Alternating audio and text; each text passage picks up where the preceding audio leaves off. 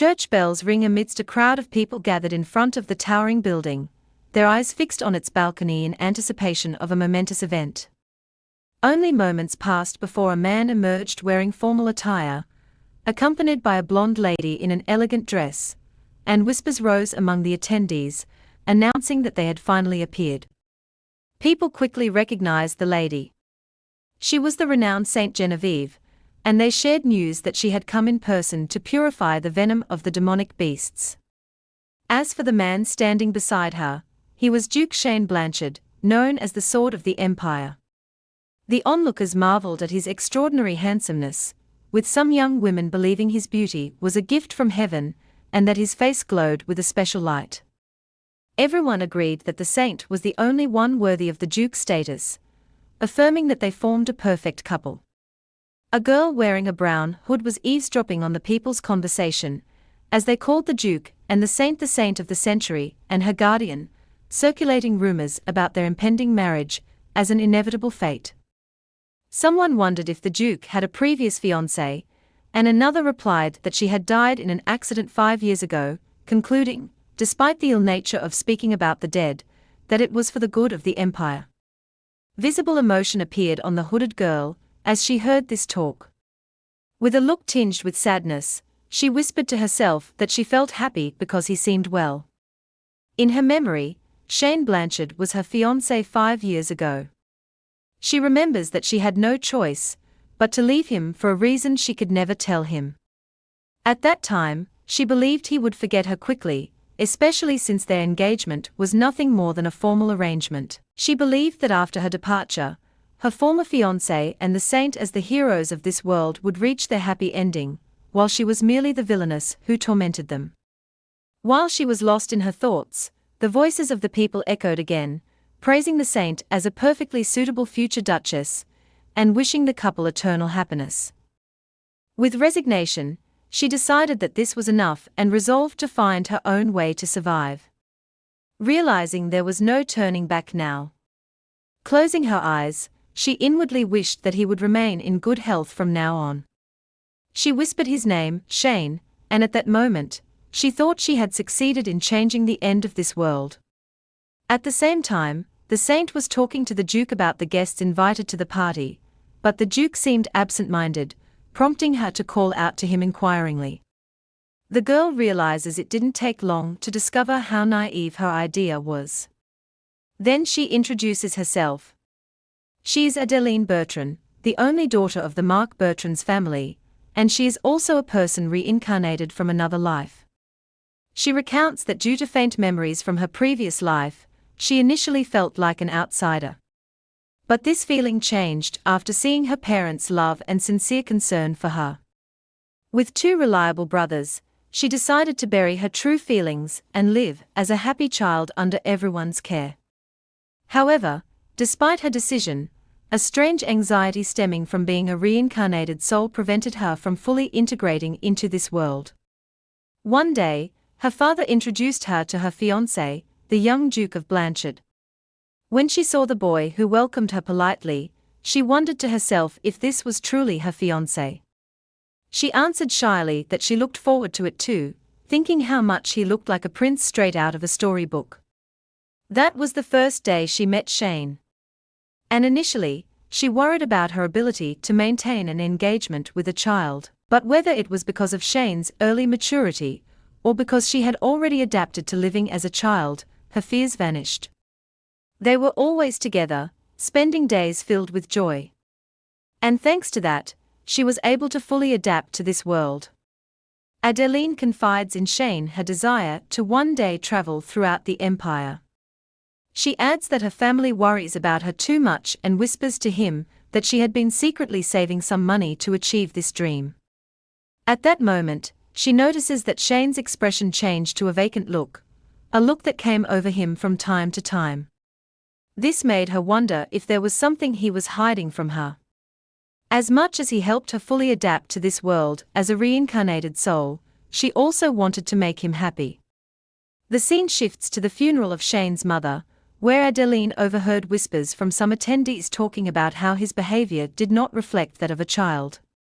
They went on to say that the Duchess was not close to him during her life, perhaps because she didn't bond with him as he wasn't a lovable child. At that moment, she realized the meaning of the expression that sometimes appeared on his face. He was enduring all these harsh words alone and in silence, and she thought that no matter how mature he seemed, he was still just a child. He stood silently by his mother's coffin. Then she couldn't help herself. She stepped forward and hugged him tightly, which surprised him, making him call out her name. As she held him, her tears flowed.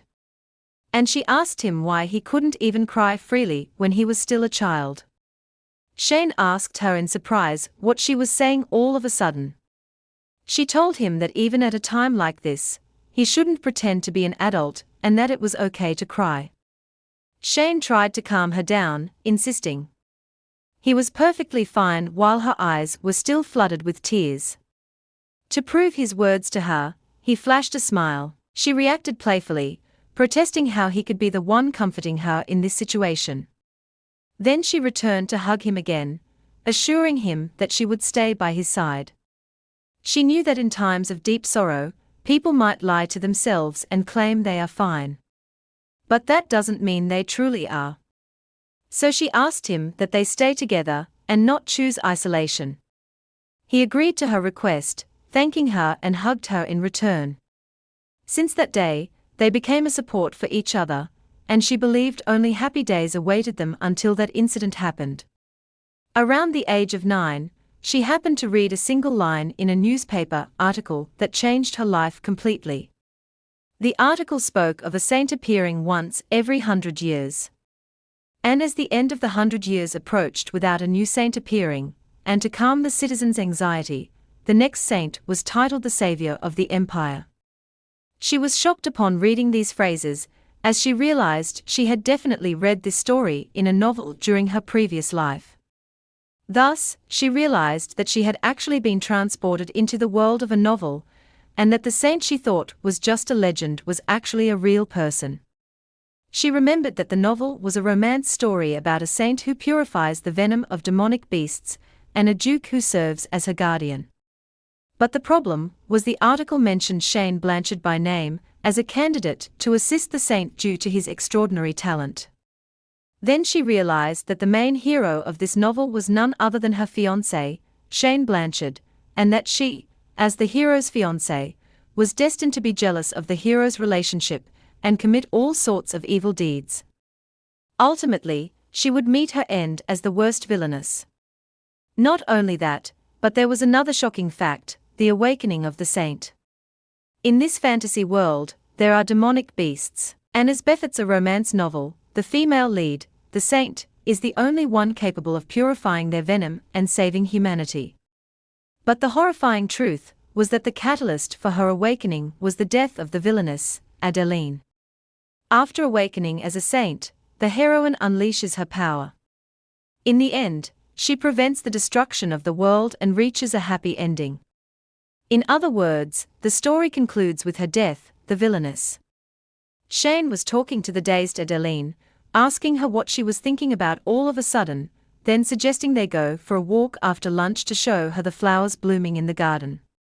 But she remained silent, staring at the newspaper in her hands with a shocked look, prompting him to call her name again.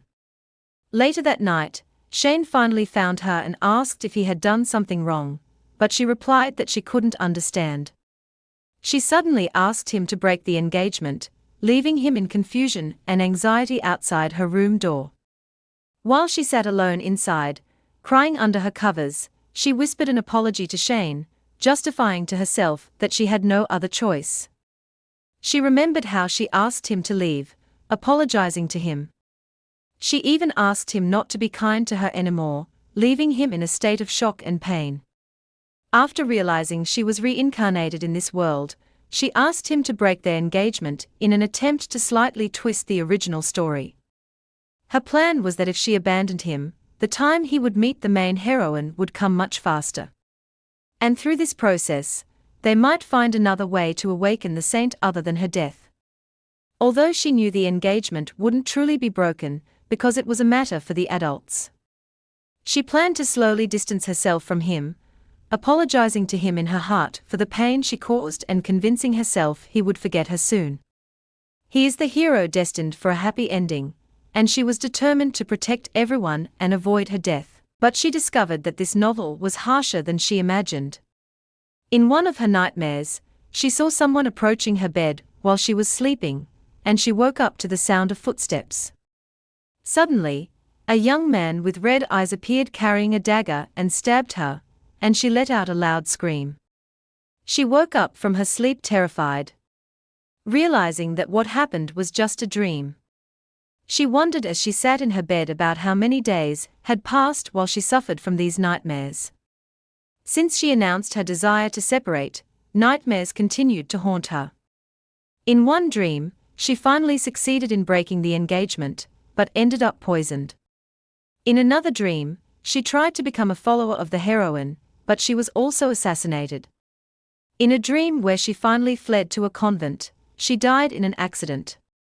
In the dream she just saw, her second older brother went on a business trip to the kingdom of Tahet, and brought back a servant. She was killed by that servant only to discover that the common denominator in all these nightmares is that they always end in her death. The next morning, she was absent-minded at the dining table. Thinking about the absurdity of her dreams, a sudden business trip for her underage brother seemed completely illogical to her. Her mother noticed the pallorness of her face and asked if she was okay, and she replied that she hadn't slept well. Her mother remarked that she was probably sad because her second brother would go on a long trip, and Adeline felt a chill run through her body. She asked her mother in shock where he was going, and she replied it was the kingdom of Tahet, where he intended to start a business. Then she realized that the kingdom of Tahet was the same place her brother brought that servant from in her dream. And she wondered if what she saw was a prophetic dream. As if to confirm her intuition, her dreams became reality from that day. When she dreamed of her eldest brother's return to the palace, he left for it the next day. When she dreamed of her mother's illness, she actually fell ill and she felt as if someone was predicting her death and mocking her. Adeline realized that her fate in this world differed from other reincarnation novels. Instead of making her own destiny, she had to die, or else this world would eventually perish. Initially, she met this fate with a cynical laugh, wondering how much this world wanted her dead. But soon, a sense of challenge took hold of her, and she decided that if death was inevitable, she might fake it, too. Deceive fate itself. From that moment, she began preparing for her death with extreme precision, calculating the timing and possible ways to fake it. And based on her knowledge of the original story, she gathered loyal and competent followers. Her plan relied on the fact that the heroine awakens as a saint through her guilt for not being able to prevent her death. So, she had to execute her plan on the same day Genevieve is attacked, exactly as mentioned in the novel. While preparing the plan, she continued to keep Shane at a distance, assuring him that although the adults would not allow them to break the engagement, she did not intend to marry him. Years passed quickly, and after a few years, the saint appeared as expected. By that time, all preparations to fake her death were finally complete.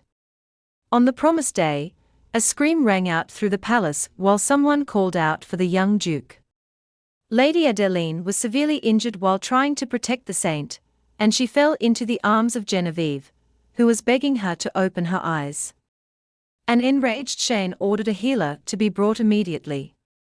Meanwhile, Adeline was thinking that the pain was worse than she expected and that her whole body was tearing apart. While Genevieve was still pleading with her not to close her eyes, Shane knelt beside her, and she called his name in a weak voice, and he answered that he was here. Before she departed, she touched his face, apologizing for deceiving him and everyone. She told him she would pay the price for hurting him and asked him to forget her and live happily. Then she uttered her final word, goodbye, and her hand fell lifeless. Shane collapsed, screaming her name in a state of shock and grief. Adeline felt guilty towards Shane and her family, but she had no other choice. That was the only way to save herself and everyone, and thus she succeeded in faking her death and leaving. Elsewhere, Shane was remembering her previous words when she asked him not to be sad if something bad happened. He remembered her promise that she would make him happy, and he wondered bitterly why she abandoned him after all those promises. 5 years after that incident, Adeline was finally reading a newspaper article announcing that her long wait had paid off. The article announced the wedding of the century, confirming that Shane and Genevieve had married, just like in the original story.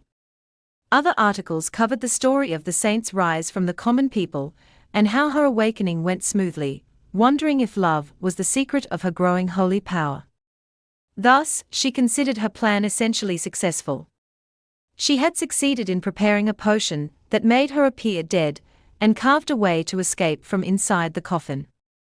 She took advantage of loopholes in noble funerals, but she admitted that all of this wouldn't have been possible without the help of Lloyd, who had been with her since childhood, and also Lucian, the leader of the underworld.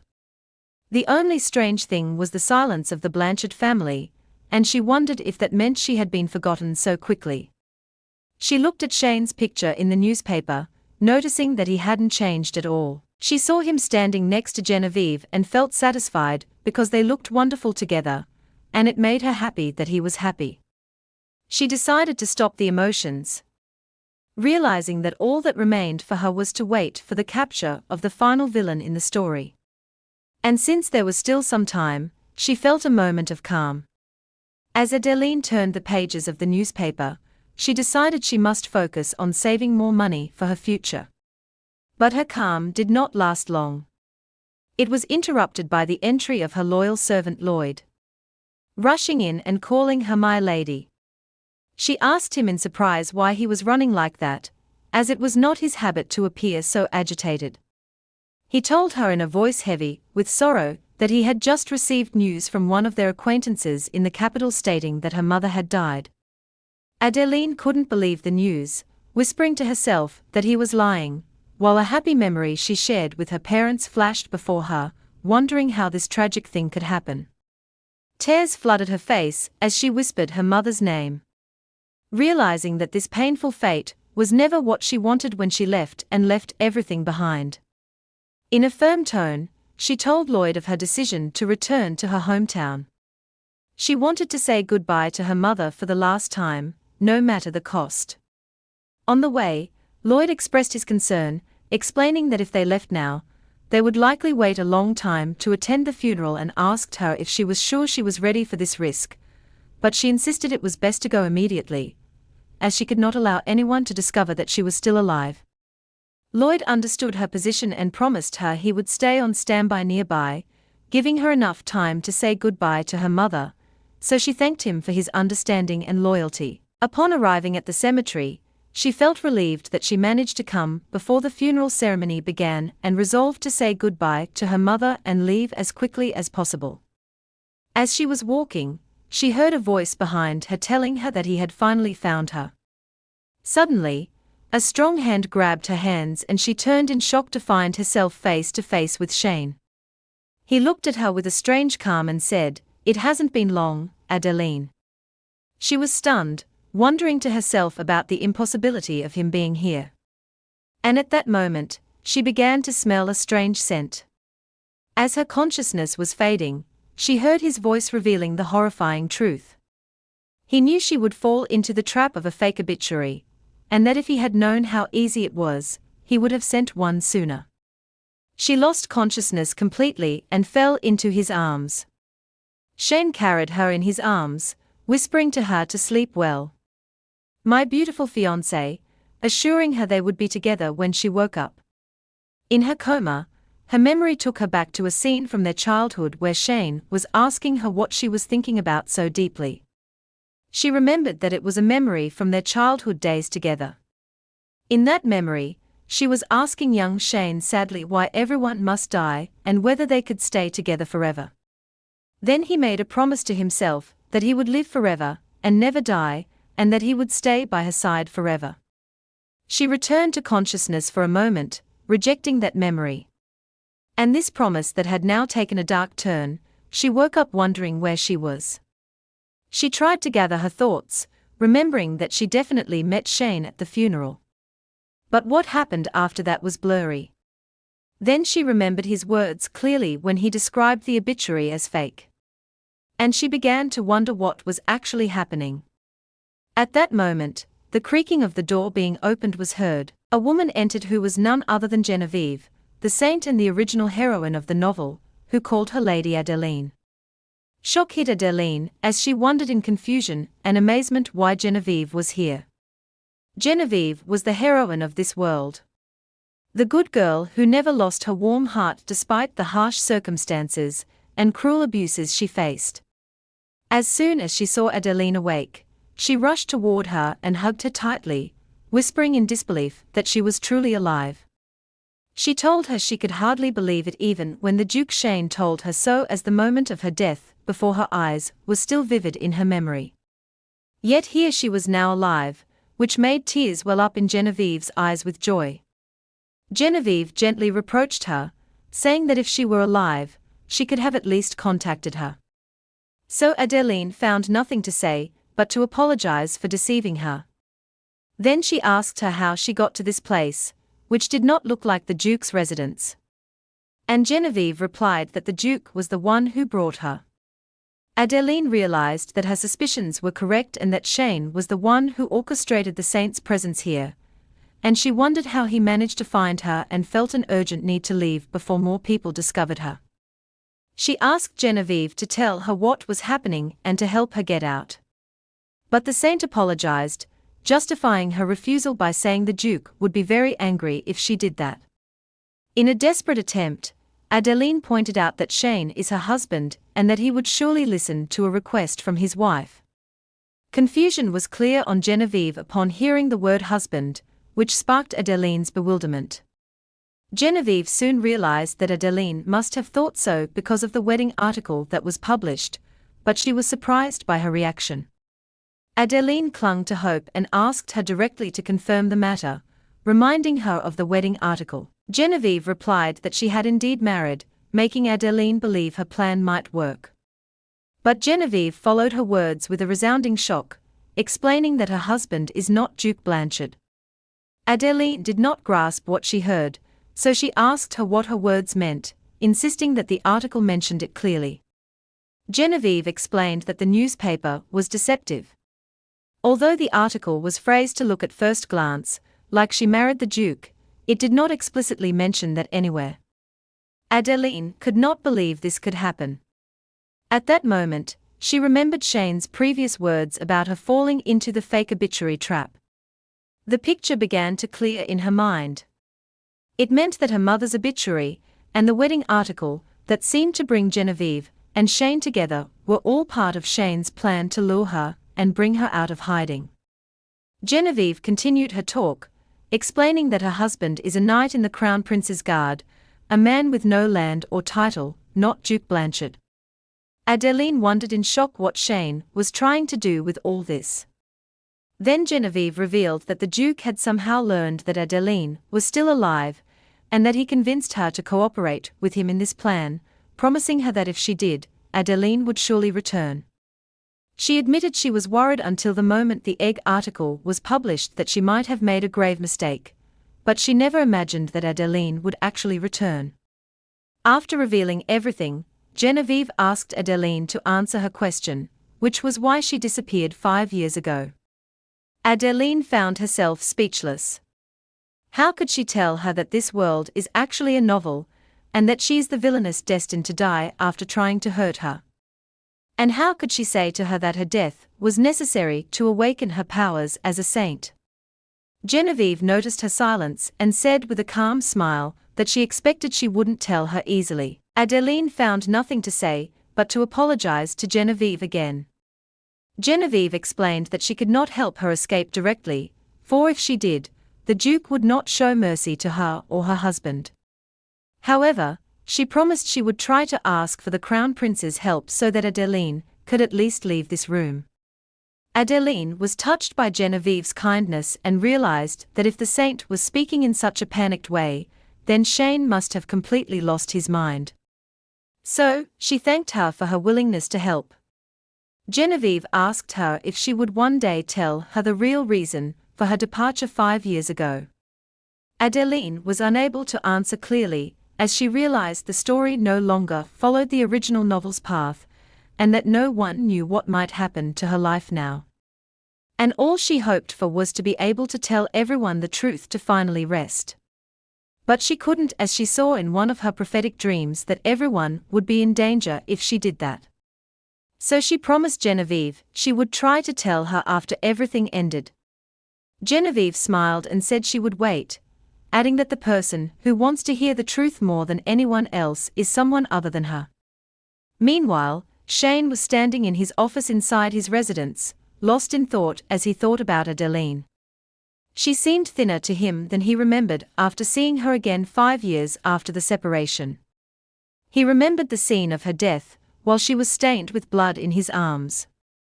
And he thought that if she had made a decision like that to leave his side, she should have at least lived a good life. But he soon shook these feelings from his head. Considering them now meaningless, he had resolved that she would never be able to leave him again. And that if she had to blame someone, she should blame the fate that brought them together. His memory took him back to their first meeting in the year he turned 10, when she shyly asked him if he was her fiancé. At that time, she was to him nothing more than Lady Bertram, the child who became his fiancé. Their engagement was a purely political arrangement, as the Bertrand family was a wealthy and influential family that owned fertile lands and was active in commercial projects. For this reason, the imperial family sought to establish direct relations with them. But after their repeated rejections, they turned to an alternative solution, which was marrying him, as the son of the imperial princess, to the daughter of the Bertrand family. Initially, it was not important to either of them. It was just a formal connection. He remembers telling her that he looked forward to working with her, but this was what he thought before he truly knew Adeline. Adeline had a somewhat strange side.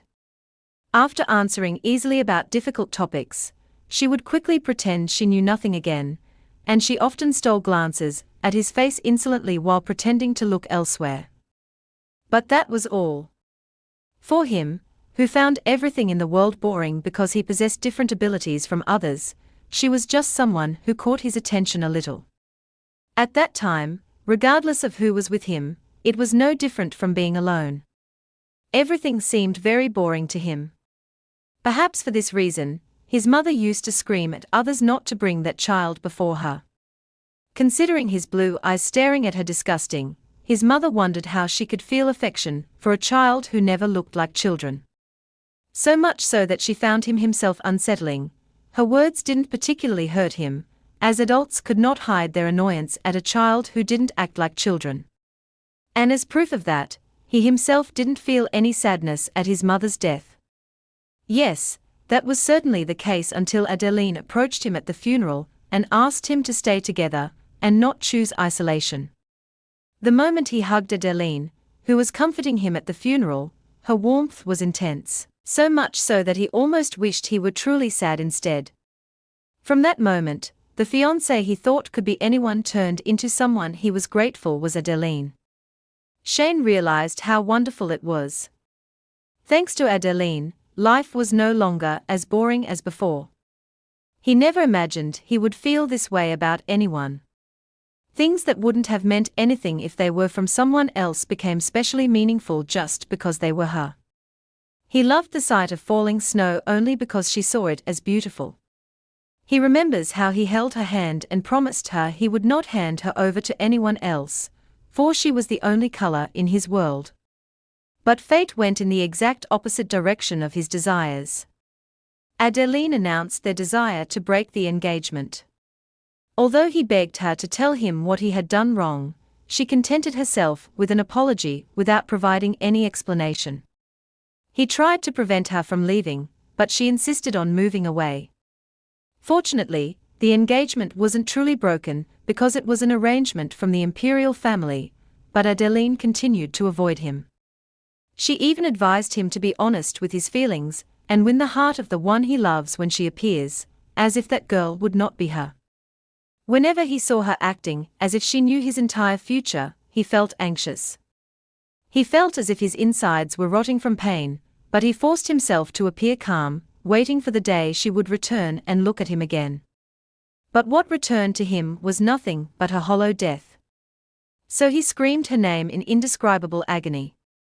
He remembered her final words, apologizing to him and asking him not to remain alone. She asked him to forget her and live happily, ignoring her previous promise to stay by his side. She was his only color, his only emotion, and his only love. On the day she died, his world shattered into pieces. Thus he lived days like an empty shell after his soul died, until one day he received a letter from the Crown Prince carrying urgent news concerning the servant Adeline kept by her side. The letter revealed that while investigating the illegal distribution of monster derivatives, they discovered that the leader of that network, Lucian Cole, was frequently meeting Adeline's servant, and that he had been frequenting his residence for the past 6 years, as if it were his home. Shane knew that Lucian was a person who could fabricate any kind of information. So, it seemed strange that Adeline would deliberately deal with someone like him. Through the Crown Prince's letter, one possibility began to take shape in his mind. Perhaps Adeline's death was nothing more than a play. Finally, he learned the truth through one of his subordinates, who confirmed that the young lady met Lucian Cole the day before the incident. The despair and sense of betrayal he felt when he realized her death was a lie was shockingly massive. But at the same time, feelings of joy and ecstasy overwhelmed him as he imagined the moment he would finally find her. He didn't know why she tried so hard to leave him, but he decided he would think about that after she was completely by his side once again. Several days passed since Genevieve's visit. And in the meantime, Adeline tried to escape. But since the room was on a high floor, and all she could see from the window was a dense forest, she had no choice but to give up. She lay on her bed lamenting her miserable life, wondering what Shane was trying to do, and about the thoughts running through her former fiancé's head. She hadn't seen Shane since that day, so she hadn't even had the chance to ask him directly. While she was lost in her thoughts, she heard a voice coming from behind the door, a voice she recognized immediately. Adeline couldn't believe what she saw. Her mother, Marchioness Emma Bertrand, was standing before her with tears filling her eyes. Only moments passed before the mother rushed toward her daughter, hugging her tightly, disbelieving that she had finally returned to her. Adeline felt relief while in her mother's arms as she confirmed that the news of her death was indeed a trick orchestrated by Shane, but she wondered in confusion why he brought her mother to this place. This emotional meeting was interrupted by her father's voice, who entered the room asking his wife to calm down. Soon, a bigger surprise followed. Her two brothers, Patrick the elder and Jeff the younger, appeared, and Adeline suddenly found herself surrounded by her entire family. But her brothers were more cautious. Patrick asked his mother to step back, admitting he didn't fully trust Duke Blanchard's words.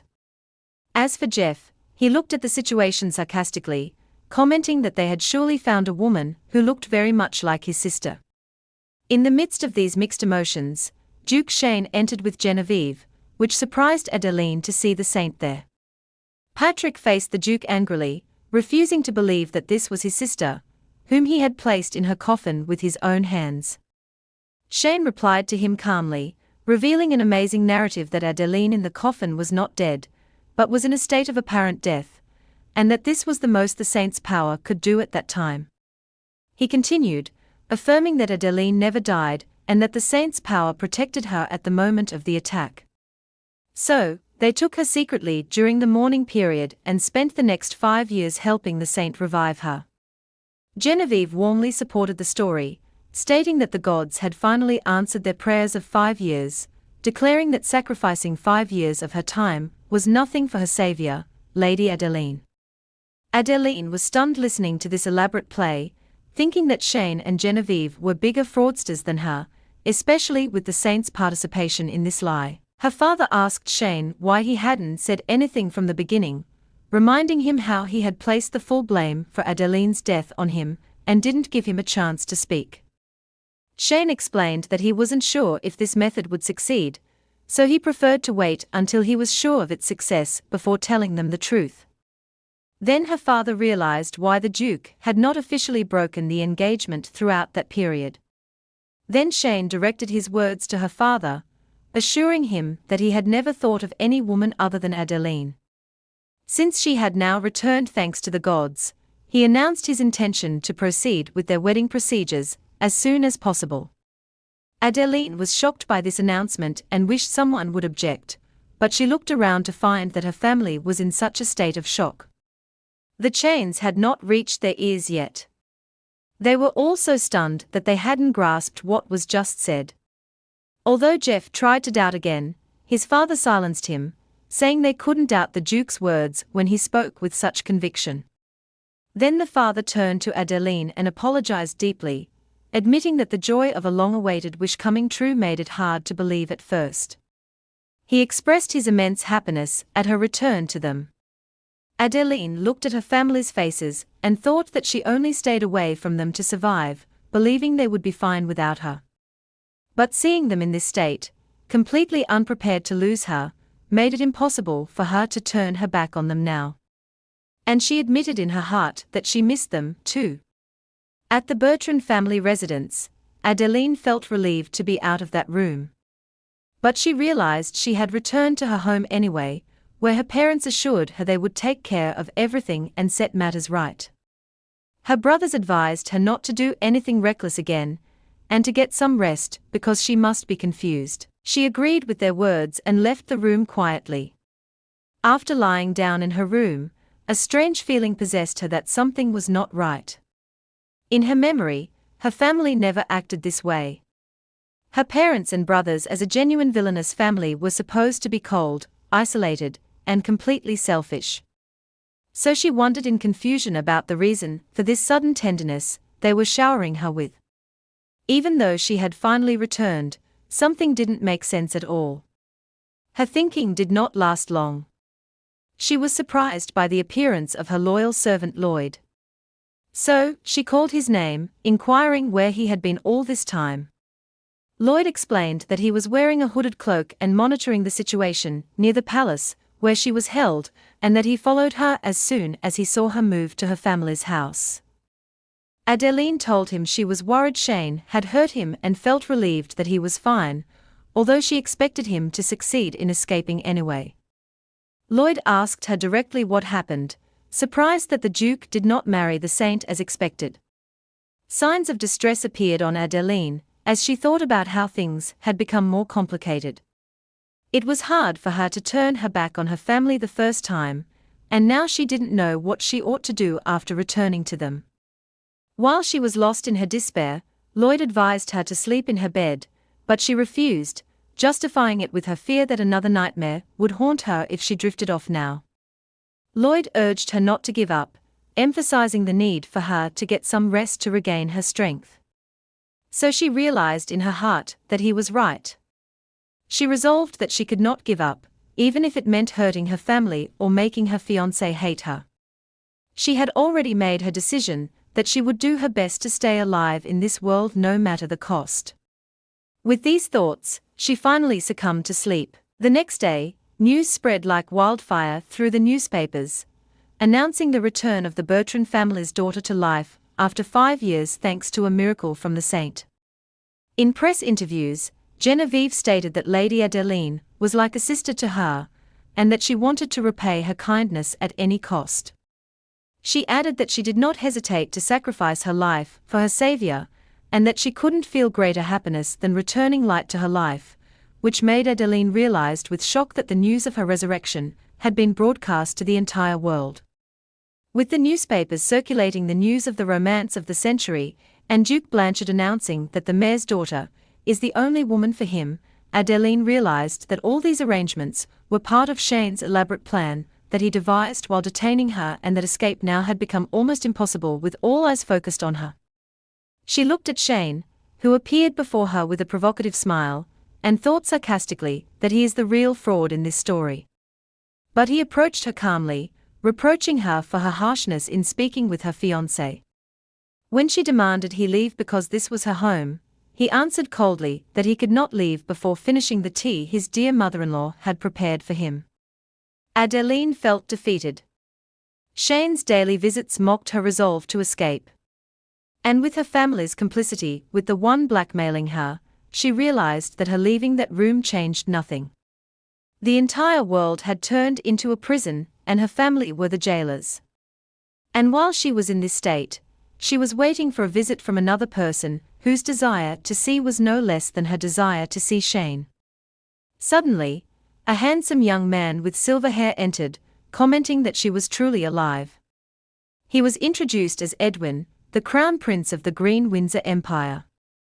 At that moment, Adeline remembered a horrifying fact from the original novel. Her character was not just a simple villainess, but was destined to be killed by one of the men who loved the heroine as a price for her evil deeds.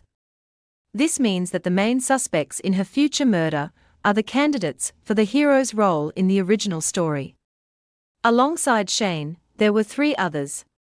A magician who controls monsters, a gang leader in the underworld, and the Crown Prince who schemes from the peak of power. The scene returned to the present where Edwin noticed she didn't seem surprised at all, but he assured her he was actually quite shocked. So, he asked her for the reason that drove her to orchestrate such a plan. Adeline whispered to herself that she initially suspected Edwin was the one who killed her and commented on his strange curiosity about unusual matters, and he asked her if she had committed a horrible crime. Then he added with a meaningful look as he glanced at Shane sitting in the room, that whatever crime she had committed, she had someone who possessed power exceeding that of her family ready to cover it up. Adeline thought that despite his gentle and meek appearance, his personality was completely corrupt. Then he urged her to answer his question. Adeline immediately denied it, but he insisted on knowing the truth. In her heart, she knew she fled because she was going to be killed, but she could not speak of it. She remembered she had tried to reveal the truth once, ready for everyone to treat her as a mad woman, but she saw a horrific nightmare, in which the person she told died a gruesome death. For this reason, she decided to keep her lips sealed no matter what the truth was.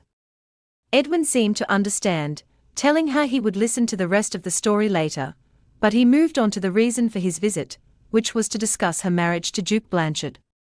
Then Shane intervened, affirming that they would hold their wedding ceremony as soon as possible. Edwin wondered about the marriage, and Shane replied that he was merely informing him, reminding him that His Majesty, the King, had granted his approval for their engagement long ago.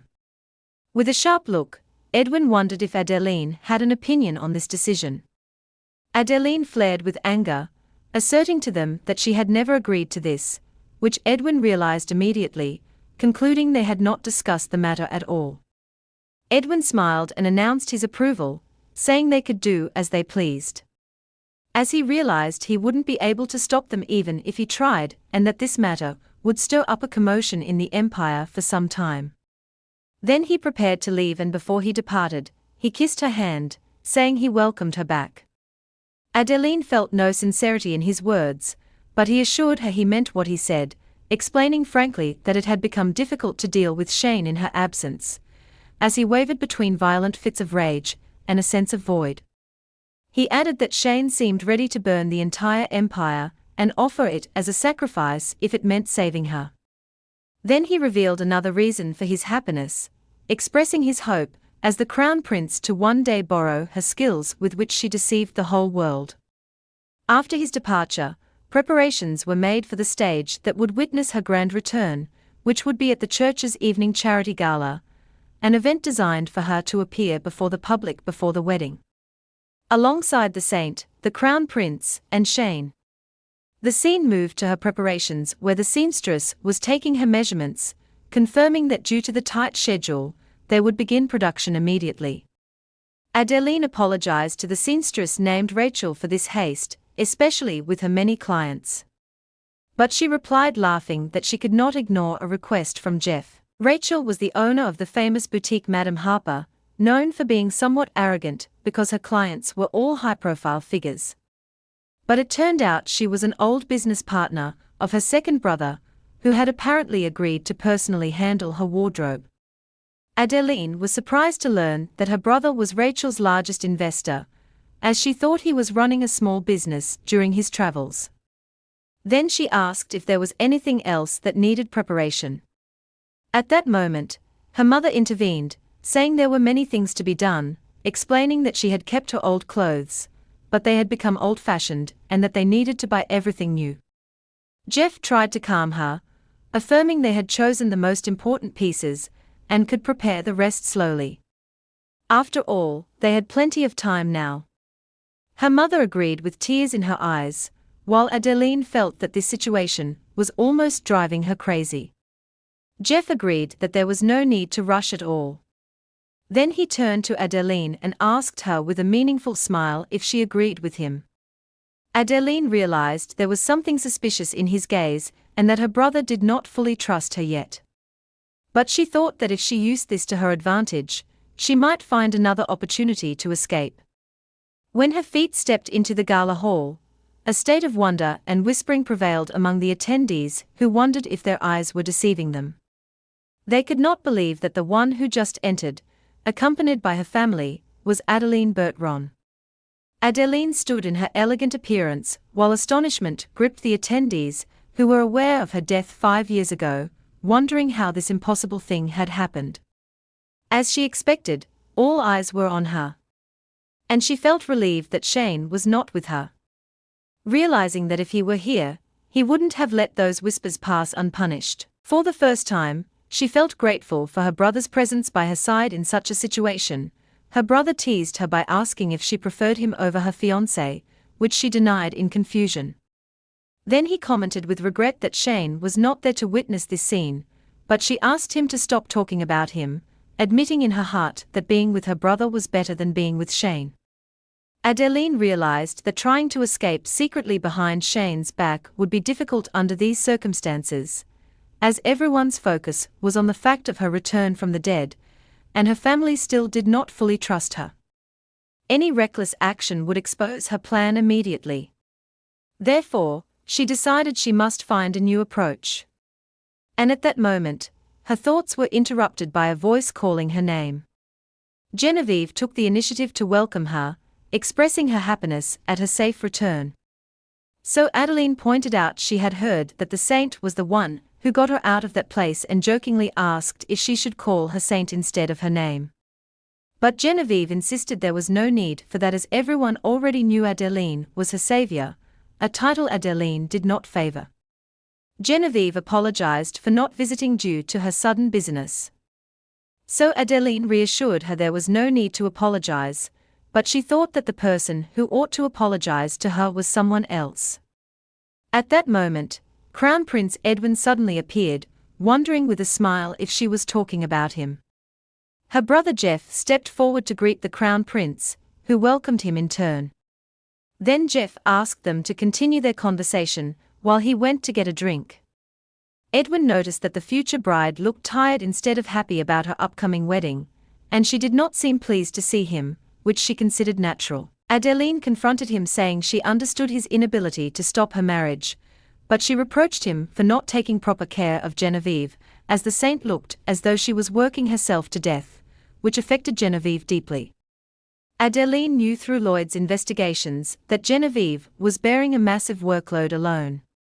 In addition to subduing beasts, she went on frequent expeditions to purify the pollution from their corpses, as well as attending imperial and ecclesiastical events. Adeline wondered how the talented Genevieve could find no time to rest.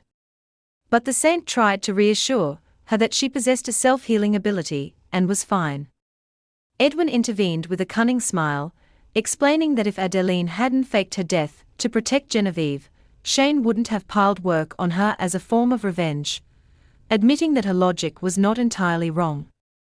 Adeline was surprised by this talk, and she thought she hadn't expected things to turn out this way.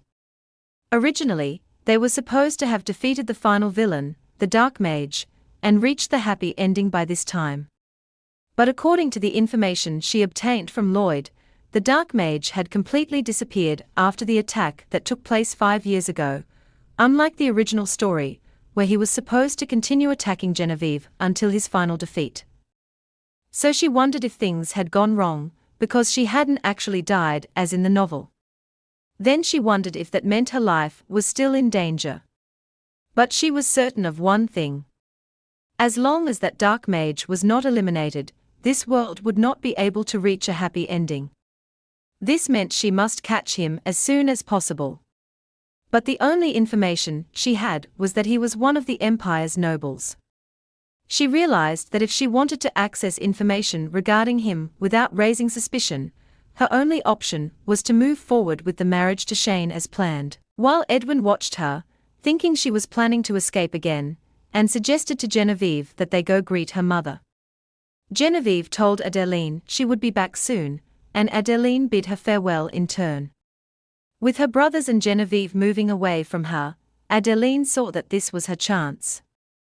She decided to first search for any clues regarding the dark mage inside the gala hall, realizing that the smallest thread might help her in the future. During her search, she was interrupted by the voice of a young man rudely questioning if she was truly Adeline Bertrand. Then he accused her of being merely a lookalike imposter.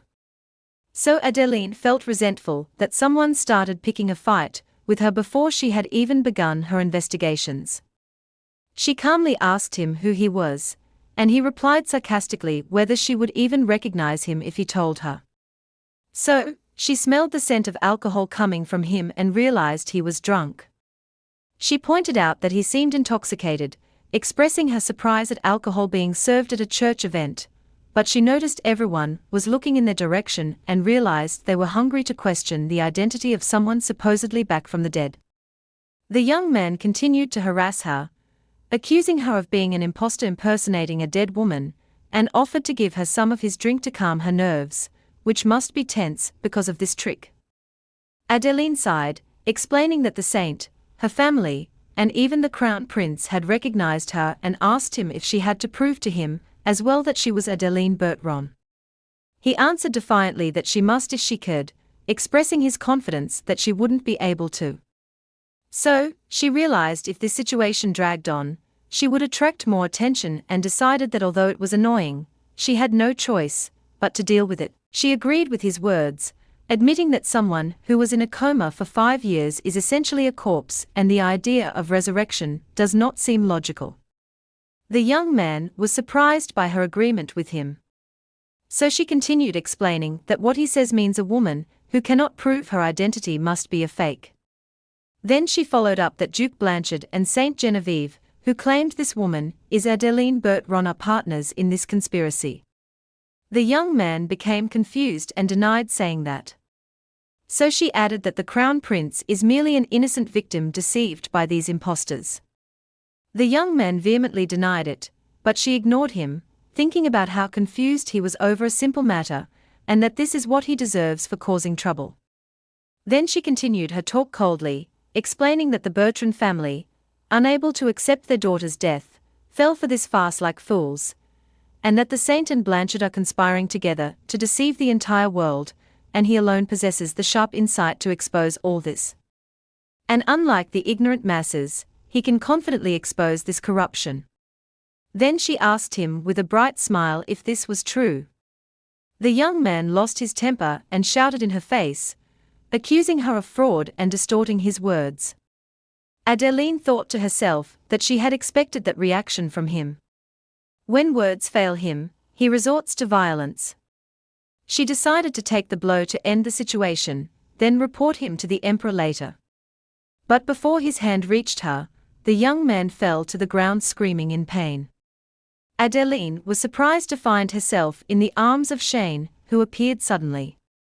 She wondered in shock why he was here, as he had told her he was very busy and wouldn't be able to attend. While she was trying to understand what was happening, Shane grabbed her chin and called her name, asking her to explain the situation to him. Meanwhile, in another scene, Jeff was making a deal with Lloyd. Lloyd initially refused, claiming he had nothing to offer, but Jeff accused him of jumping to conclusions before hearing his offer. Jeff was thinking that Lloyd was the boy Adeline had brought home one day and kept by her side ever since. Although he didn't know why she brought him in the first place, he knew that even during the 5 years she was lost, he was the boy who stayed by her side. Then he asked him to listen to him for a moment. Explained that he didn't ask him to betray him. Lloyd assured him that his answer would remain the same even if he repeated his request. Jeff explained that he didn't ask him to betray his lady or pry into her secrets. All he wanted was for Lloyd to tell him what his sister wanted, then reminded him that buying information through Lucian costs a lot of money every time. Lucian Cole was the leader of a secret criminal organization that ruled the back alleys. A man who would do anything as long as he was paid, even if it involved a dangerous performance like faking the death of a marquis's daughter. And thanks to him, Adeline was able to safely escape the palace 5 years ago, as he executed every mission precisely. But the price of his work was astronomical. Lloyd couldn't believe Jeff knew all this and thought that his lady wanted to leave this place, and that while their money is not yet scarce, they need to save their current capital in case of any emergency. Lloyd asked Jeff if he would bear the heavy cost of his information. And Jeff replied, affirming he would pay him double what he paid Lucian.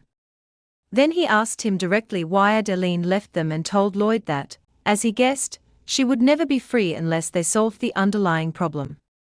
Lloyd remembered the day Adeline saved him until now, when he was lying on the ground injured and broken due to Lucian Cole's test.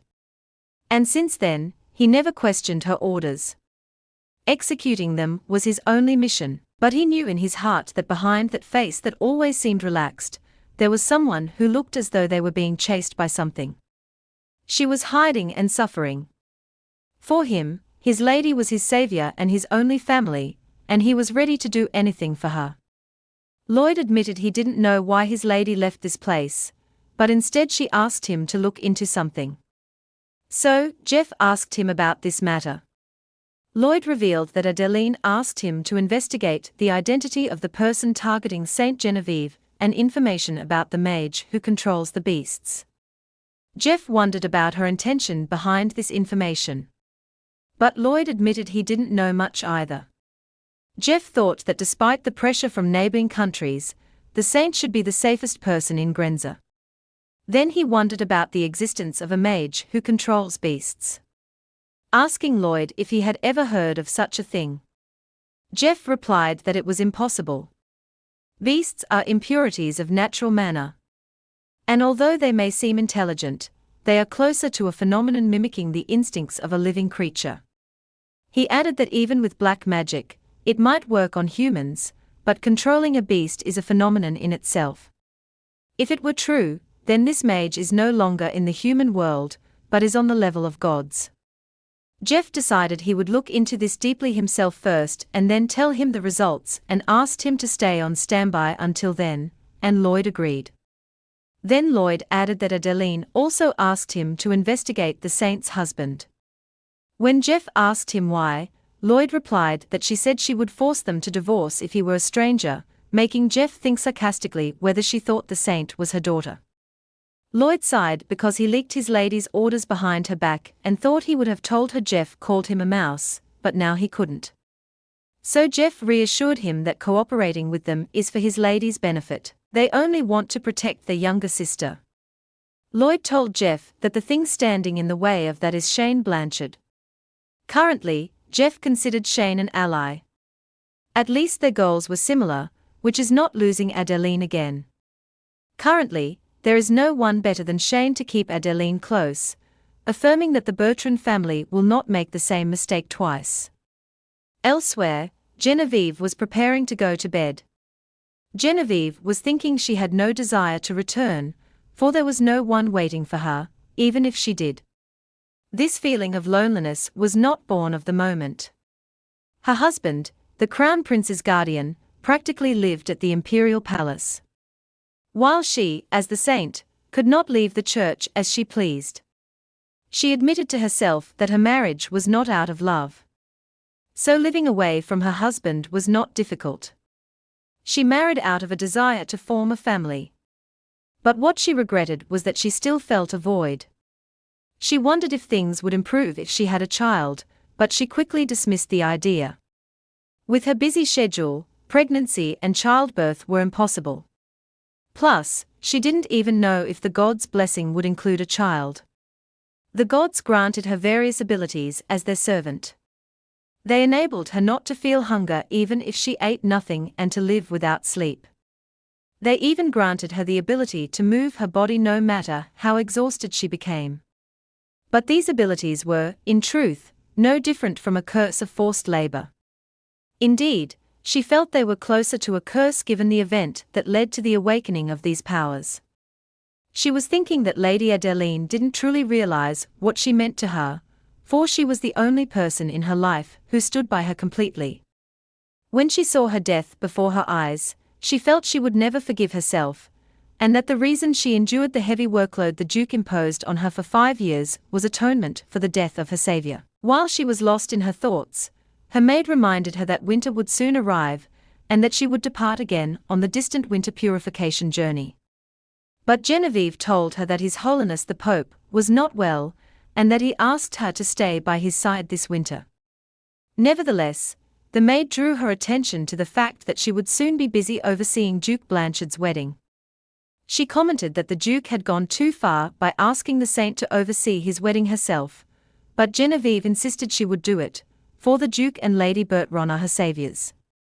Then she wondered with a smile if the maid was hinting that they were lovers, surprised at the source of these rumors, especially since she was already married. She admitted to herself that her heart had indeed fluttered when she stood before him. But that was because of intense fear that made her heart restless.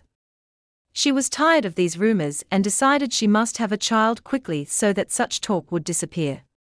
At that moment, an arrow suddenly shot toward her.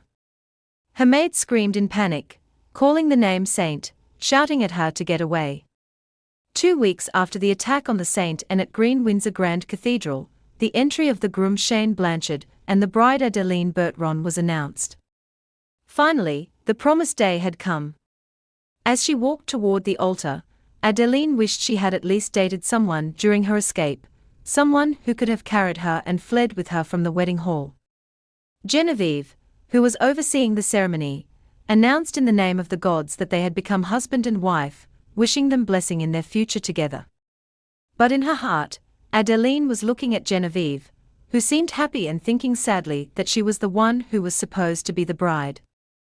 Her thoughts were interrupted by Shane's voice, asking Adeline to lift her head. Then he smiled, saying she must smile, reminding her she is a bride. Adeline confronted Shane with a grim look, wondering how he could expect her to smile in such a forced marriage. But he answered her calmly that if he were in her place, he thought he could smile, which sparked her bewilderment and surprise. Meanwhile, her mother was crying out of extreme happiness while her son Jeff tried to calm her, reminding her it was a happy day. Whereas Shane was telling Adeline that thanks to this marriage, her loved ones were safe. And he says to her with a deep look, affirming that all this is thanks to her. So her conviction increased that he had truly gone mad. While the attendees were clapping warmly, Shane bowed, thanking her. Then he whispered to her to smile like that, so she tried to move away in confusion. She still didn't understand why Shane insisted on this marriage. But she was certain of one thing. This marriage was never motivated by love. Otherwise, he wouldn't have ignored her refusal and imposed it on her this way. And she concluded that the matter must be revenge against the villainous fiancé who deceived him. But she wondered in confusion if that were the case.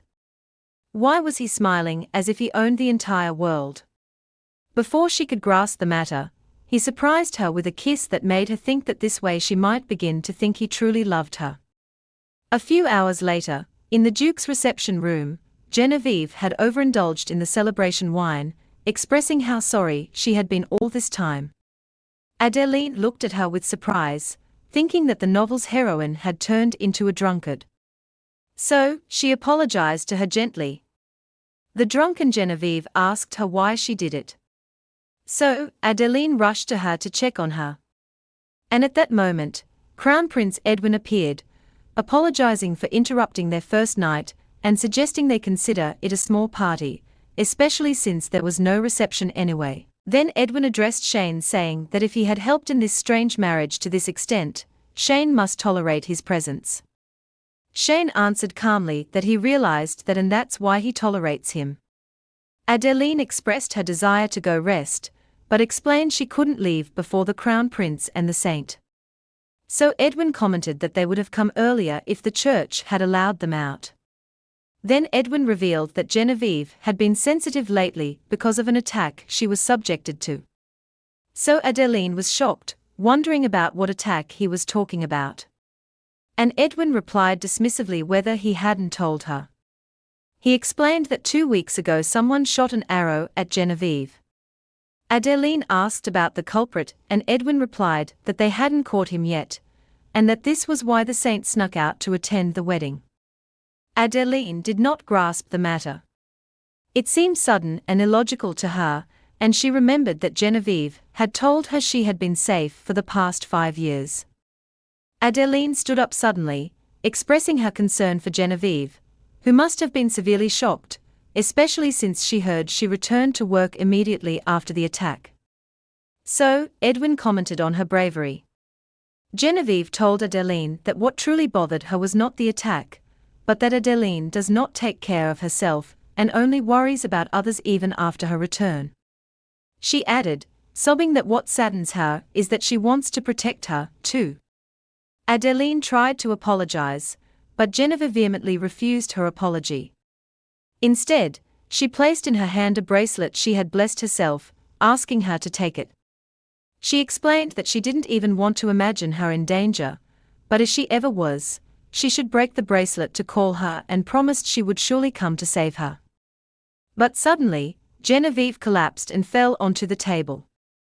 So Adeline called her anxiously, and Edwin commented that she had drunk too much. Adeline looked at the scene thinking she never wanted to keep secrets, for she wished she could one day bless them, as they smiled happily, and laughed saying to them, "See, you were happy in the end and thought how wonderful that would be." But even that simple happiness was not allowed to her. And to escape that horrific nightmare, she was forced to hurt and deceive the people she loved. Adeline believed she had performed her role successfully. Although she didn't die, as in the original story, Genevieve had awakened as a saint anyway. But it seems this world did not agree with her. She realized that as long as Adeline Bertrand was alive, Genevieve would face threats she wouldn't have been exposed to if not for her. She wondered in despair what she ought to do. But exhaustion overcame her as she leaned on the table. She woke up after a while still feeling very sleepy and thought she needed to wash up, but decided she should at least go sleep in the bedroom. But before she could get up, she was surprised by Shane carrying her in his arms, whispering to her to go back to sleep. So she called his name in surprise. She asked him what happened to the Crown Prince and Genevieve, and he told her he had bid the prince farewell, and that the servants had taken the saint to the guest room. While he was carrying her, she wondered in bewilderment about the reason for this gentle treatment. He was the one who kidnapped her in the first place, and she felt she wouldn't have felt this strange if he had gotten angry with her and cursed her instead. When he placed her on the bed, she asked him to move away, but he answered with a sarcastic smile, wondering what people would think if the groom was kicked out on his first night. Then he hugged her gently, affirming he would only hold her while they slept. He warned her she would fall ill tomorrow if she didn't sleep now, so she felt her head was about to split with pain. In her heart, she admitted she was a little tired. Since her return, her mother had not stopped crying, especially in the last few days when her tears never dried. Even her calm brother Patrick made a fuss, and Jeff kept blaming and nagging her until just before his departure on a distant business trip. Her father also told her how beautiful she was, and that seeing her marry felt like a dream. Everyone wanted to help her. Even Genevieve, who was thinking she wanted to repay her while she was lying in her bed. She thought all this was because of Shane, because he was the one who kept her here, and she felt she couldn't bear the situation unless she thought this way. She looked at him as he slept beside her and whispered that she hated him deeply, and he replied that he knew that. She continued whispering that she hated him, and he replied that he hated her too, and for that very reason, he would never let her go. The morning after the wedding, Adeline woke up to Lloyd's voice telling her she was awake. She complained of the effects of the late night, and asked him what he was doing this early in the morning, and he replied that he had just finished checking the morning staff list. When she went out, the maids welcomed her warmly. So, she learned that Lloyd had managed to arrange the hierarchy of servants in just one day, which was not difficult.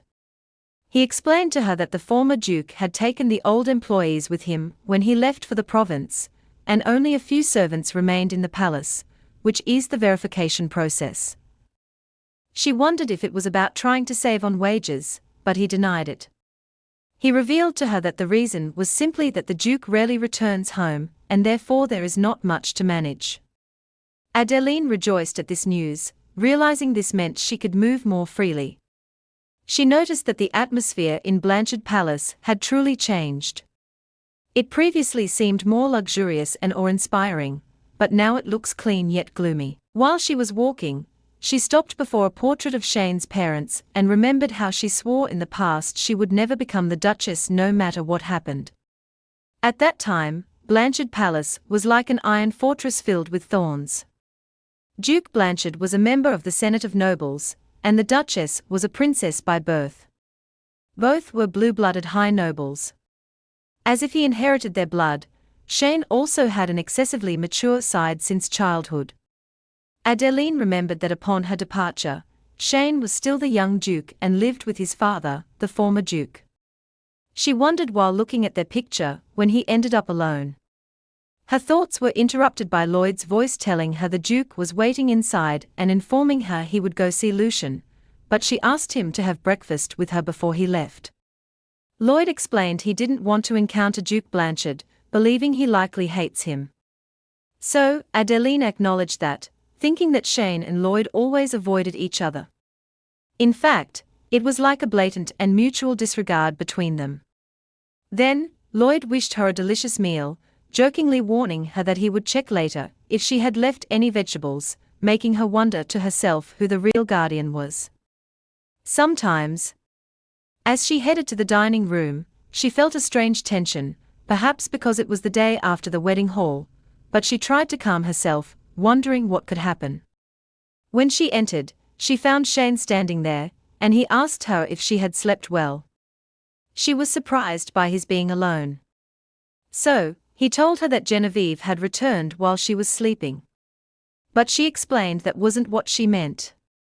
Rather, she was wondering why he was waiting alone without even a servant. So, he asked her to sit and told her he would bring her food. When he placed the plate before her, she asked him why he did it himself without calling anyone, and he offered to call them if she wanted, but she refused, saying there was no need. She resolved not to be carried away by Shane's actions, for he would likely do as he pleased anyway, and reminded him that he previously told her he was off and away due to being busy and asked him not to worry about her and to make sure he ate his food. But he surprised her by announcing that he would stay home for some time, which shocked her deeply. He asked her sarcastically if it was surprising for someone who just got married to stay in his home. So she answered that wasn't it, but she knows he is busy. She reminded him that the Blanchard Dukes had been members of the Council of Elders for generations, and that his position required him to help manage the country with the Crown Prince, and that even as newlyweds, he cannot be unemployed. He told her he would simply delete the tasks he doesn't have to do, and that although protocol required his return to the province to greet his father, he would postpone that. In her heart, she urged him to follow protocol as long as he knew it. Reminding herself he is a noble. She realized there were many things she needed to discover from now on. Foremost among them, the identity of the person who attacked Genevieve. Although she wasn't certain yet, she suspected the Dark Mage was the culprit. She remembered that in the original story, he was relentlessly targeting Genevieve's life, and concluded that if he was hiding somewhere, he must be close enough to reach her easily. With many events changing from the original story, she didn't know what might happen. So, she decided she must stay by Genevieve's side to protect her. While she was lost in her thoughts, Shane called her name and asked her directly if she was thinking of running away again. Adeline denied it in confusion, admitting in her heart that the idea wasn't far from her mind. Shane reminded her that he didn't intend to let her escape again, and that he would never let her wander alone, calling her my love. Elsewhere, Some nobles were talking about not having seen the Blanchard couple recently, speculating they might be enjoying a passionate honeymoon, but they agreed they should have appeared in society more. The Duchess of Blanchard, the Marquis's daughter, was someone who practically came back from the dead, meaning she would be the focus of everyone's attention wherever she went. They wondered what was happening and expected she might appear at the church to offer prayers. On a rainy day, one of the priestesses wondered if the Duke would come to the church, but the other ruled it out, pointing out he rarely does. The two priestesses were whispering that the saint would lead the prayer starting from that week. So, one asked the other sarcastically if she still believed that ridiculous rumor. The other tried to silence her, warning her of her talk, and hinted that the existence of a relationship between the saint and the Duke is the reason for that rumor, but she was interrupted by more exciting news. Her friend revealed she had heard what happened at the last gala, where it was said the Duke almost beat the man who was rude to the Duchess to death. The whispers echoed among the church priests about the scandal following the wedding, the echoes of which subsided shortly after being circulated in the newspapers, and they shared a rumor that Duke Blanchard had intervened to silence the matter. One of the priests reproached his companion for believing the rumors without thinking, while the other seemed completely ignorant of what happened. Meanwhile, Shane was with Adeline and, as if responding to those unheard accusations, calmly affirmed he hadn't killed anyone and hadn't used his influence, which made Adeline think she hadn't even asked him about that. Adeline had received a letter from Genevieve inviting her to attend the first prayer she would lead. So, she felt grateful because this invitation gave her a reason to leave the palace, in which she might have been held for a long time. Although she felt relieved because the event was held on a regular day with few people present, sparing her from being the focus of everyone's attention, she wished she could have come alone. But Shane, who seemed to read her thoughts, told her that wouldn't happen, which sparked her bewilderment about his strange ability to know what was going on in her mind. Shane had remained at her side, never leaving her since that day. He ordered her not to go out, so her life after marriage became like house arrest within the palace walls. Nothing fundamental changed in her life except that she became a sharer of the same bed. Though the matter was limited to sleeping in his arms without going beyond that, contrary to what she expected of marital duties. Although this matter was comfortable for her, it increased her bewilderment and made it harder for her to understand what he truly wanted from her. For although his physical proximity to her was gradually increasing, it always stopped at the limit that caused her no discomfort. As is the case now, as he encircled her waist with his arm. When she asked him to let her go, asserting she wouldn't run away, he simply refused her request. He claimed he wanted to guide his wife gently. So, she mocked in her heart this strange kind of gentleness. He told her this was his special gentleness, and she in turn warned him that this gentleness of his might expose him to accountability if he practiced it with anyone else. But he reassured her that wouldn't happen, because he is only like this with her alone, which confused her and made her wonder about his skill in exploiting his handsomeness. At the church, a large crowd from all social classes had gathered to attend the first official prayer of Saint Genevieve. This huge gathering sparked the concern of Adeline, who feared someone might exploit this chaos to target Genevieve. So, she resolved to stay vigilant. Genevieve, who was nicknamed the living gem of humanity, spends half her year on trips to purify the country and the other half attending important imperial events. Due to the specialized nature of her role, she rarely participated in church celebrations. So much so that some workers there mockingly gave themselves the title Saint Delivery Crew. Despite the tense atmosphere inside the church, the current pope did not hide his love and admiration for Genevieve, celebrating her virtues publicly, as if she were a member of his family. But the truth behind the scenes was much less beautiful. After a long period of people's faith diminishing and the absence of saints, Genevieve's awakening led to a massive flow of donations to the church. Adeline realized that the current pope is a man attracted to greed and influence, and that sharing a powerful and influential symbol like the saint with the imperial throne must be something that irritates him deeply. For this reason, likely, he appointed this large number of guards around her, fearing that some harm might befall her and disrupt these profitable events. However, Adeline could not be complacent. She remembered that an assassin was sent to assassinate Genevieve at a previous royal gala. And although that crisis had passed because of her faking her death, the fact of the existence of a dark mage capable of manipulating humans and beasts alike remains. These dark mags differ completely from ordinary mags or sorcerers who rely on meager mana and herbs, but possess real and dangerous power. Adeline was thinking about the nature of dark mags, a lineage that uses deadly black magic through curses, rituals, and offering blood sacrifices. Because of the brutality of their methods, society considers them outcast evil entities. Yet, the power of their spells drives many aristocrats to study their dark arts secretly.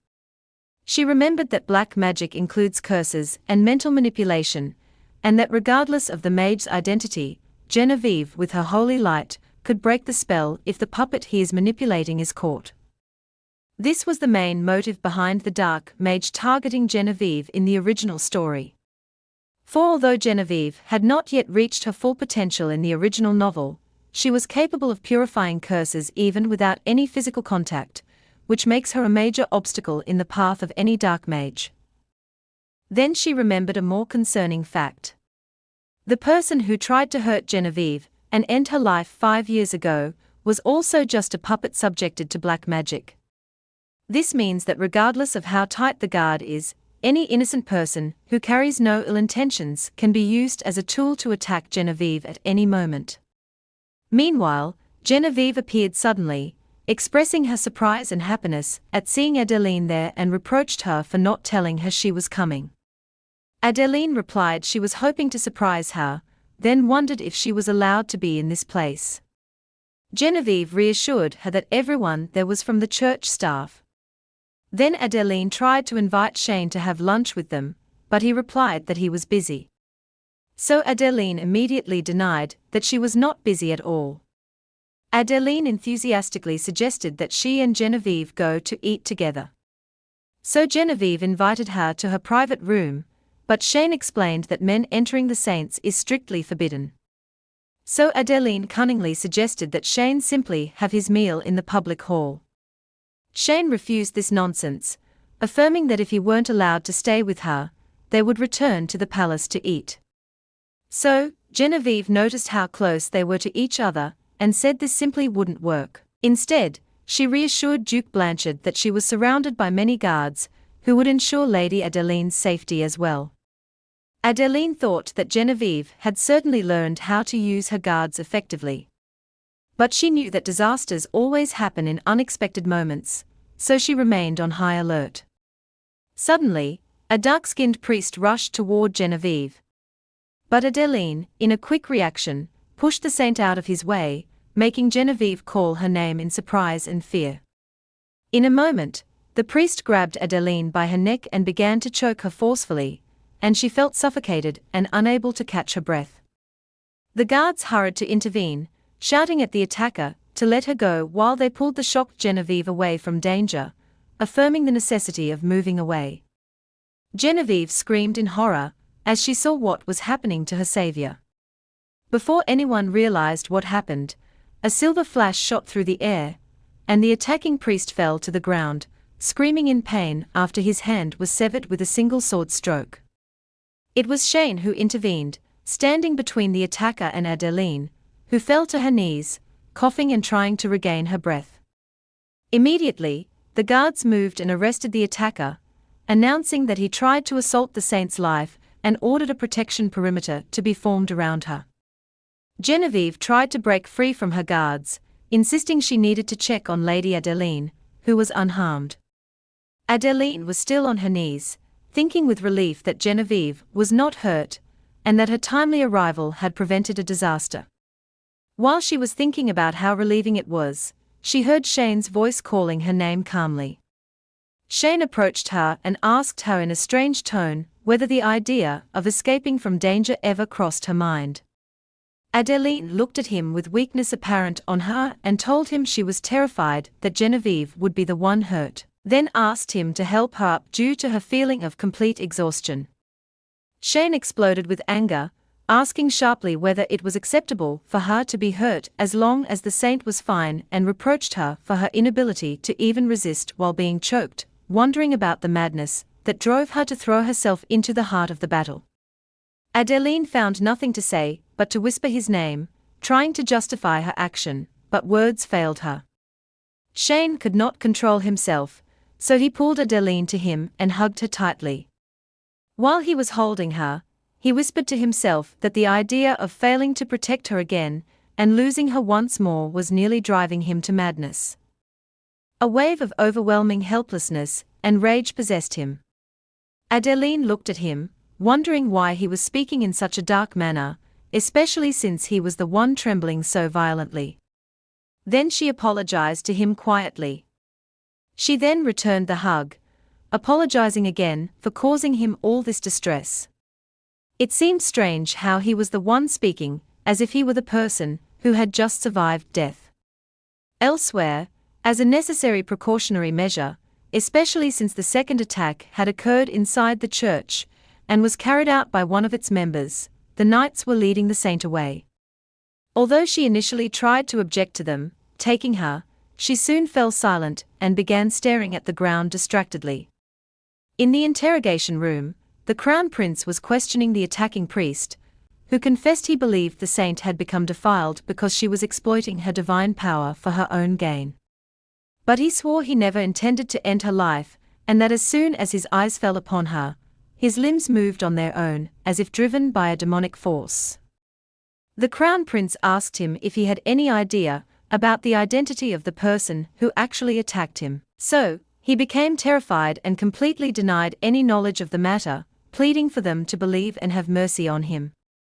But Shane was not convinced, wondering if his ignorance changed the gravity of his crime. He threatened that his fate would be the same whether he ended up on the gallows or was killed in this room. However, the crown prince ordered the situation to be calmed and the prisoner to be thrown into a cell for the time being, noting that his focus was on Genevieve alone. During his talk with Shane, the crown prince learned that preliminary investigations indicated no conspiracy behind the act of the priest, who was known for his extreme piety, and that the Pope himself was deeply enraged.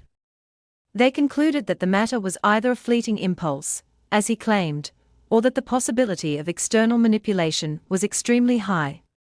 When Shane pointed out the possibility of black magic involvement, the crown prince explained that if the attacker were under the influence of a spell, he would still be unconscious until that moment, but he claimed that madness had only seized him for a brief moment, and that his consciousness returned to him the instant he struck his victim. Shane suggested that Genevieve might have purified him instinctively.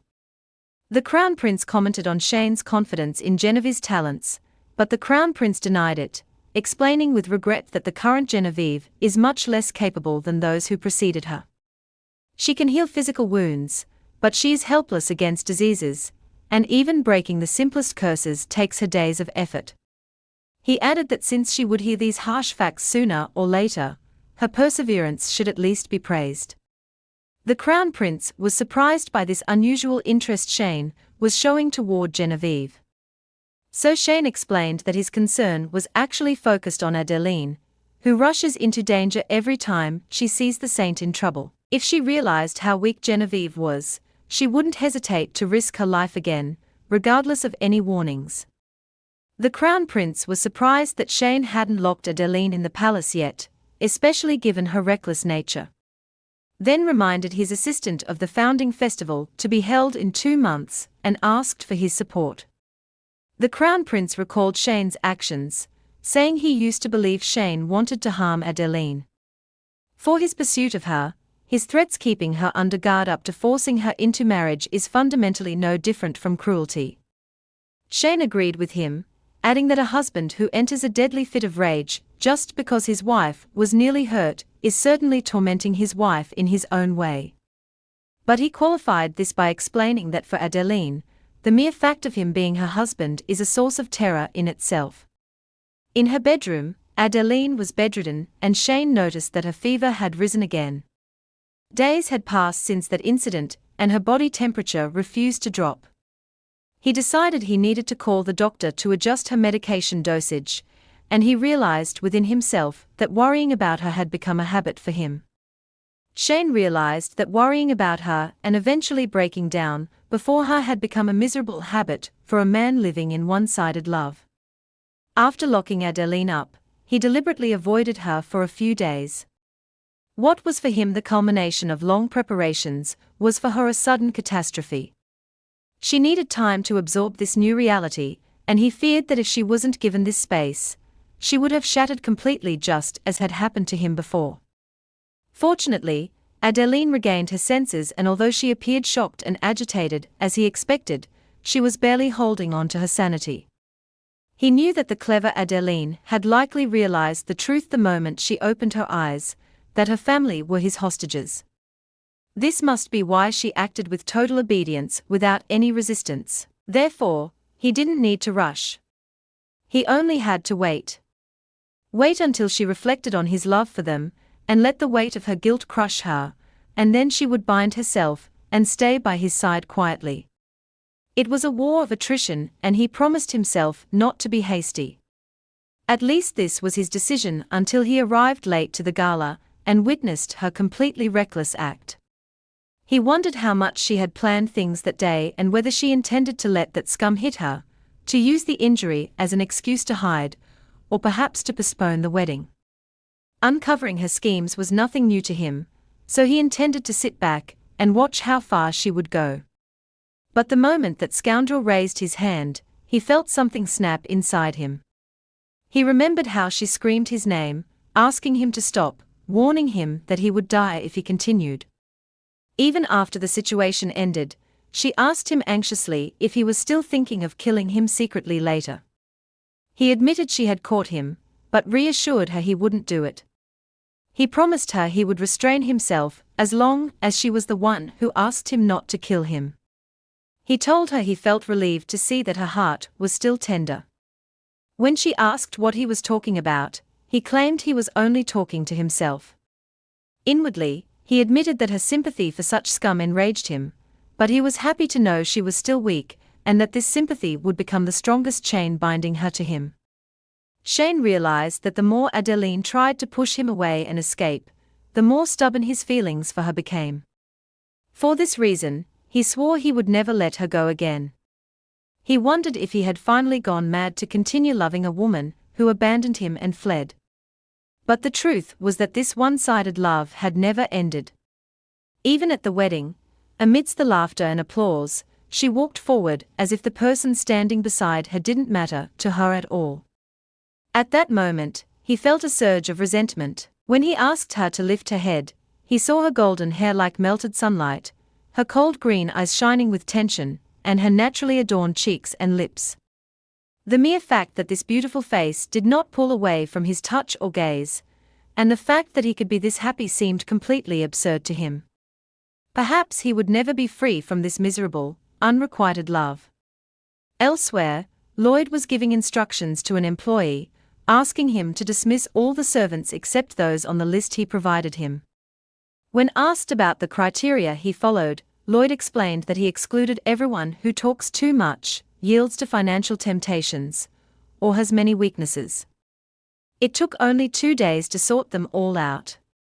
It took the head butler some time to grasp what had happened. In just 2 days, Lloyd had managed to become familiar with all the weaknesses of the palace staff. He who the butler thought was just a person brought by his lady to occupy space and nothing more. Meanwhile, the servants' concern was growing regarding the Duchess's health. Although they knew she was receiving treatment, they were confused because the Duke had forbidden anyone from entering her room. But Lloyd was quick to reassure them, asserting it was nothing more than simple exhaustion, and that she would recover soon. He added that the reason for this ban was that the Duke himself does not leave her bedside for a single moment.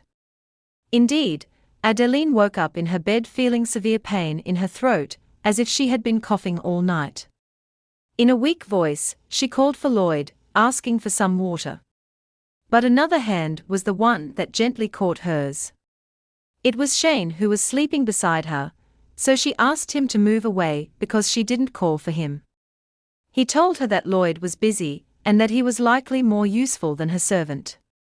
Adeline was surprised by his behavior, wondering how a grown man could spark a fire of jealousy and competition with a child, but she couldn't help herself. She whispered while still under the influence of the fever that Lloyd was very kind.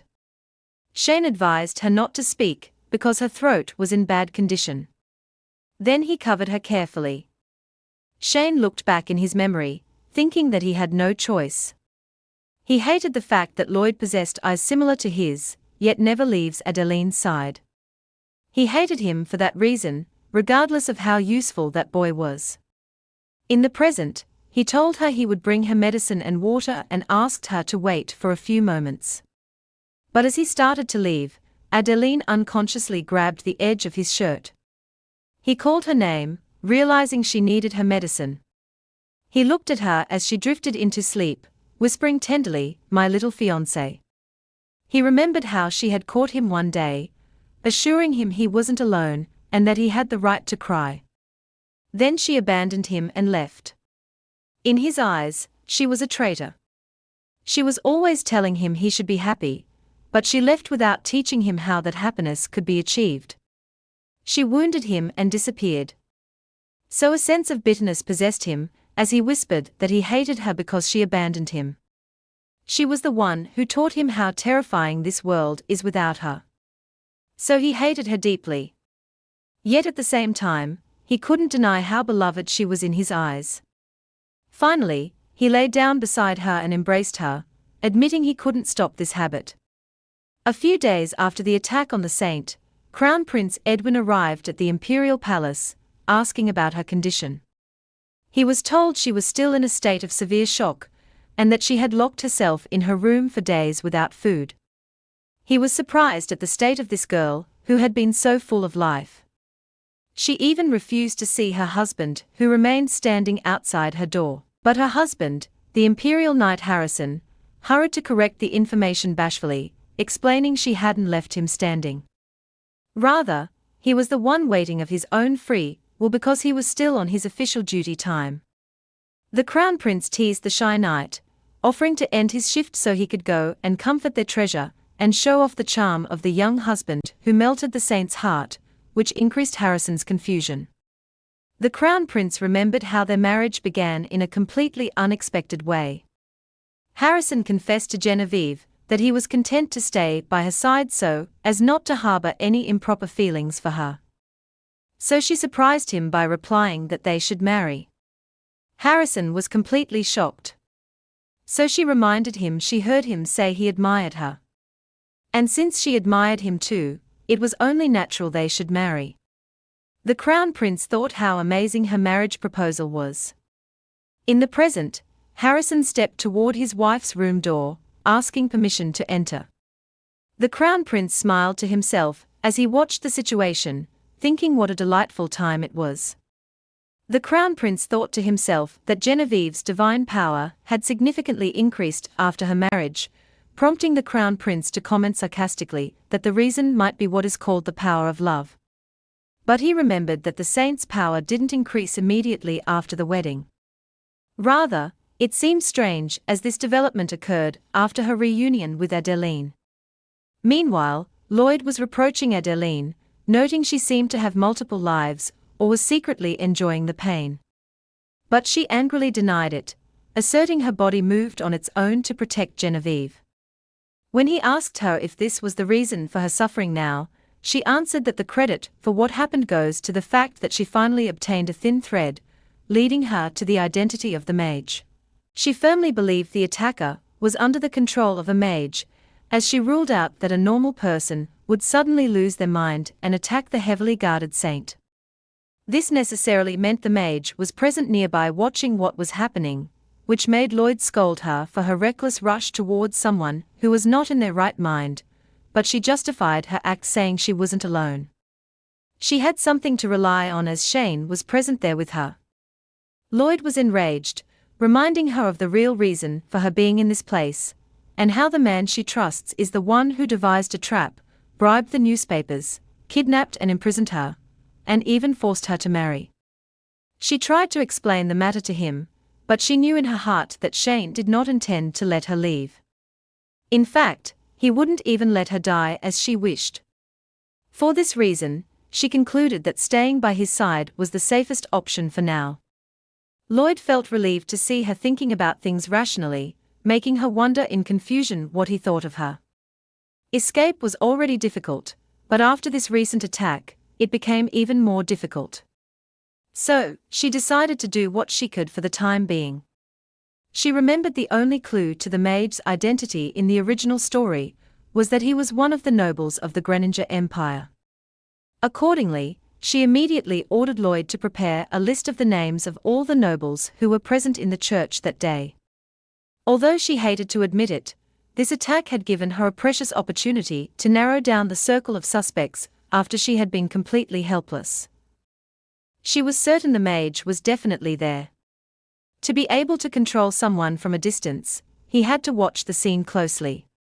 This meant he was still watching and waiting for another opportunity to attack. As night fell, Adeline was tossing in her bed, drowning in anxiety and tension from the many things weighing on her mind, and wondered why Shane was late and returning. But she soon blamed herself for this thought, as if she were actually waiting for him. She tried to convince herself her anxiety stemmed from recent events and her fear of sleeping alone, leading another horrific nightmare to haunt her. Finally, she decided to stop thinking and surrender to sleep. But she had barely closed her eyes when Shane entered the room thinking she was asleep. She told him she was just about to sleep.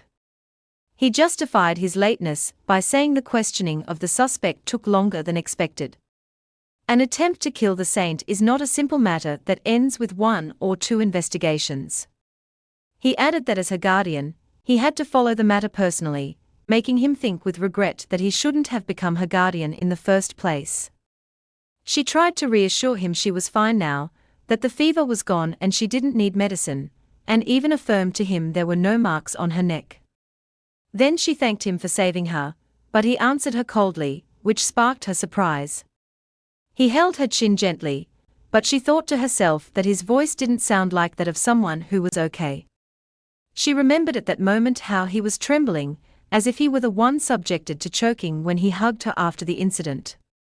And she noticed that even now, after days had passed, he was still looking at her with the same tormented gaze. She felt confused and denied the matter, asking him not to look at her this way. Adeline thought to herself, she was ready to accept everything he felt for her. Whether it was residual attachment, a desire for revenge, or even deep hatred for the fiancé who deceived him, she affirmed that if he wanted to torment her until all this resentment was gone, she was capable of enduring that no matter how long it took. But she wondered in confusion about the reason for his action, explaining she could accept everything except his love. This feeling specifically she could never accept. She enumerated for him everything she had done for him. She married him, shared the same bed, and drifted to sleep in his arms every night, believing that if he was satisfied with this much, he would let her leave. Then she asked him what more she had to do. She realized in her heart she couldn't stay by his side and admitted that since her return, she had given Shane a large space in her life. Then she confronted him, wondering if he wanted her to be miserable, to immediately tell him that she was already miserable, and that merely staying by his side was something beyond her capacity to endure. So he did nothing but beg her in a low voice to stop. Adeline admitted to herself she used to feel his warmth every night, which made her drift into a peaceful sleep, and that unconsciously she believed she would be safe as long as she stayed by his side. This strange feeling continued to accompany her even though she knew for certain their survival was linked to her departure. For this reason, she could no longer bear it anymore. Neither his control nor his feelings. She realized she had to distance herself from him. This was the only way to escape the fate of this story, whose chapters had begun to unfold anew, even if it meant hurting him. In a firm tone, she asked him to let her go, but he looked at her calmly and asked her if she had said everything she had. Then he laughed sarcastically, wondering if she truly thought such words could hurt him. He approached her, whispering that he had already given up on the idea of not loving her. In a sudden movement, he threw her onto the bed, which shocked her immensely. She thought things were never supposed to go this way. Her heart raced as she wondered in terror whether they were heading directly to their true wedding night. So, she called his name in tension, but he stopped suddenly and sat on the edge of the bed. She wondered to herself if this was how it ended. Then he asked her mockingly if she was hoping for more, which she denied in a state of panic and confusion. Shane lay beside her relaxedly and reassured her not to worry. He had noticed her disgust and didn't intend to do anything else anyway, so she remained silent, speechless. Adeline thought about his audacity and wondered if he had finished his fit of rage, and admitted to herself she said all those harsh words intentionally to hurt him. But she felt relief just because he looked at her so gently. Shane asked her with a cunning smile what would happen if he were truly angry and whether she would be able to deal with the matter, commenting that she looks like someone who was actually expecting something to happen. Adeline tried to evade, saying she would sleep elsewhere, but he told her to sleep where she was, explaining there was no use because he would follow her wherever she went, so she refused his request. As soon as she started to get up to take a blanket, he grabbed her hand and begged her not to go. Then he told her he couldn't sleep if she weren't by his side because he feels very anxious. While he was stroking her hair gently, Adeline realized Shane had never changed. He had always been this way with her since their childhood. Her memory took her back when she was a little girl and her dog Daisy, whom she loved very much, died suddenly. Although they asked her to say goodbye, she couldn't. She was crying bitterly, not believing that her dog, who was healthy yesterday, had suddenly departed. The weight of losing that small life was heavy on her. At that time, the maid told her to comfort her, explaining that puppies sometimes go to heaven for reasons they cannot understand, and suggested they plant beautiful flowers in the place she was buried so she could see her whenever she looked at those flowers. Despite their attempts, she remained unable to control her feelings for days. Remembering her late dog with deep sadness, Shane looked back to their childhood when he asked the little Adeline if she loved that dog that much. She admitted sadly she truly loved him, especially the way he always loved her. While she was contemplating the flower field, she wondered about the reason for the inevitability of death for every living creature, and whether they could stay together forever. Then Shane held her hand and asked her not to cry, explaining that seeing her this way tore his heart. Then he made her an innocent childhood offer. If she wanted, she could consider him to be that dog from now on. Adeline commented that he was a bit eccentric, which he considered to be a compliment. She explained to him she wasn't looking for a replacement for Daisy. As much as she was afraid of the idea of death and annihilation, whether for a human or an animal. So Shane did nothing but hold her hands more firmly and gave her a firm promise that he would stay by her side and never die. Then he affirmed to her with a look full of seriousness that he would never leave her alone. She noticed his palms were sweaty and his touch was warm, although it was just a clumsy attempt at comfort. He asked her if his promise meant she wouldn't have to fear anymore. Adeline thought to herself this was nothing but a hollow promise made by a child. But the idea of him staying by her side forever became rooted in her mind. She believed at that time he was just used to her presence and that days would reveal to him other people he might fall in love with. But she told him she appreciated his attempts to comfort her and promised him she would watch over his happiness. She assured him she would make him happy and never let him feel lonely even if she weren't by his side in the future. He agreed with her words, and at that very moment she saw in him someone in need of protection, not just a child. Since then, she never questioned his sincerity, but considered the matter just an innocent childhood affection that would fade with time. In the present, despite her harsh treatment of him, she realized he would not abandon her, so she was no longer able to resist him anymore, declaring inwardly her defeat. One day, Adeline was preparing to go out when her mother entered to ask her if she was ready. She reminded her that the Empress had summoned her personally, and there was no room for delay. Adeline reassured her she was almost finished. Her mother expressed her immense happiness, considering what was happening to be like a dream, and that she never imagined she would go with her to the imperial palace again. Adeline looked at her mother with concern while she was telling her she would prepare the carriage, then called her in a low voice. Guilt was haunting her like a vicious circle. She saw in herself a sinner who committed a heinous act against Shane, Genevieve, and her family. She felt that what she did was so disgraceful, she couldn't even ask for forgiveness. Despite her desire to explain her position, she feared her secret would be revealed and someone would die, just as she saw in her nightmares. Something she couldn't bear to live with. She had finally managed to escape those nightmares after she left. But she couldn't believe a whole month had already passed since her return. Suddenly, she realized she hadn't seen a single nightmare. Since she returned to the capital, she wondered if the story in which she was supposed to die had already ended, and that she might have been pursuing the wrong goal all this time. She concluded that the end of this story might not be her death, but catching the final villain herself. Adeline was shocked, thinking this novel is not a healing romance, as she thought, and wondered where the alleged healing went, but she soon gathered her thoughts, deciding not to overthink. In any case, nothing fundamental had changed. She had to catch the mage to maintain the safety of Genevieve and this world. And perhaps after that, if this world continues to exist, even if the hero and heroine don't end up together, it might be acceptable for her to stay with Shane. She wished for the day to come when she could tell him everything.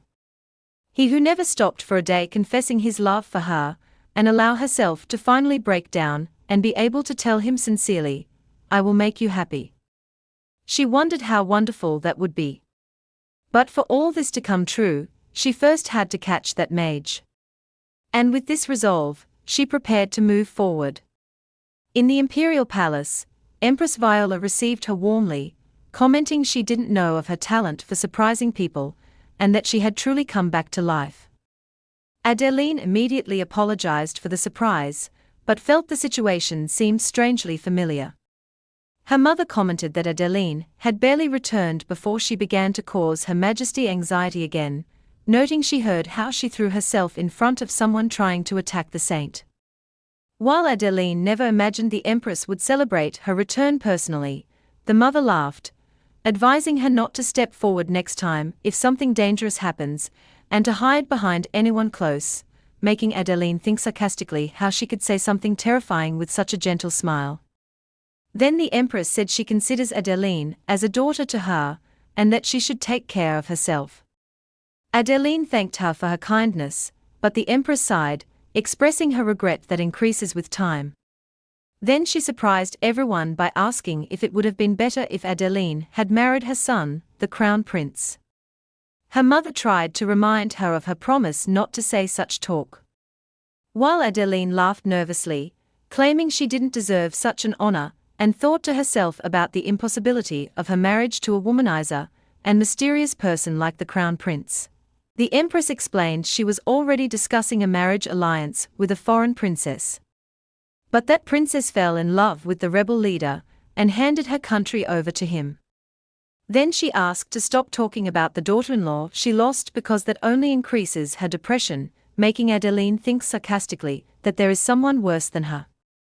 Then the Empress revealed the reason for her summoning, which is that she wants a favor from her, helping her find a wife for her son Edwin during the founding festival. She explained she trusts her ability to judge people. She is a young woman who managed to deceive the entire world and asked her to stay by his side and help him make a wise decision. Adeline agreed immediately, thinking it's better not to interfere in imperial affairs, but she wasn't in a position to refuse the Empress's request.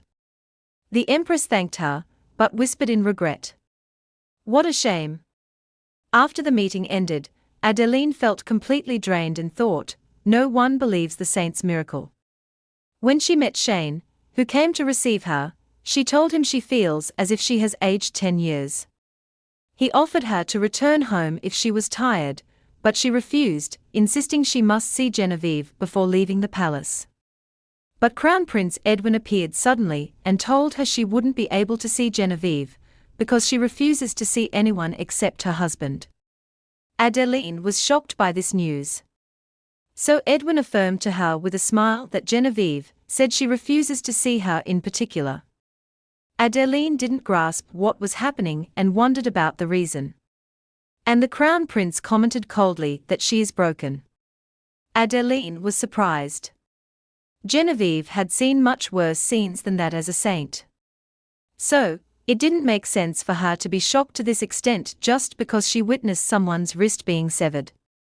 Another possibility occurred to her. Could Genevieve be angry with her just as Shane was because she recklessly threw herself into danger to save her? But Adeline showed total confidence, affirming that if the matter was stubbornness, she wouldn't lose either, and that she would wait until Genevieve agreed to see her. She announced confidently that Genevieve's door would open soon anyway, justifying it by saying, "The saint loves her." After half an hour, Adeline was still standing before Genevieve's closed room door, begging her to open so they could speak face to face while Shane was urging her to return, reminding her he would leave in 10 minutes. As for the Crown Prince, he pointed out sarcastically that the saint didn't even agree to see him, so what makes her different from him? Adeline commented on the Crown Prince's excessive confidence, noting he seems to have become close to Genevieve. The Crown Prince replied that he sees her often. Adeline thought the fact of the Crown Prince rushing to the palace as soon as he heard news of the attack indeed indicates they have become close and resolved to call her for a final time. In a loud voice, Adeline called to Genevieve, wondering if she wouldn't see her again, and threatened her that she would return the next day if she didn't open the door. While she was trembling from her insistence, she resorted to a childish trick, threatening that she wouldn't eat and would starve herself to death if she didn't open the door, making the Crown Prince think sarcastically that Genevieve wouldn't be fooled by such boyish behavior. But the door opened suddenly, and Genevieve appeared, who described what Adeline was doing as completely unfair. Then Adeline stepped forward, asking permission to enter, and Genevieve agreed in a low voice. Inside, Genevieve apologized for her delay in opening the door, justifying it by saying she wasn't well and wanted to be alone.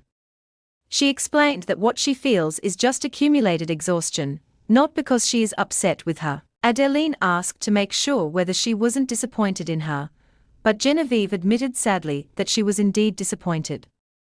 Adeline wondered in concern if the reason was her grabbing the attacker's arm in an attempt to protect her, affirming to her she didn't intend to die this time.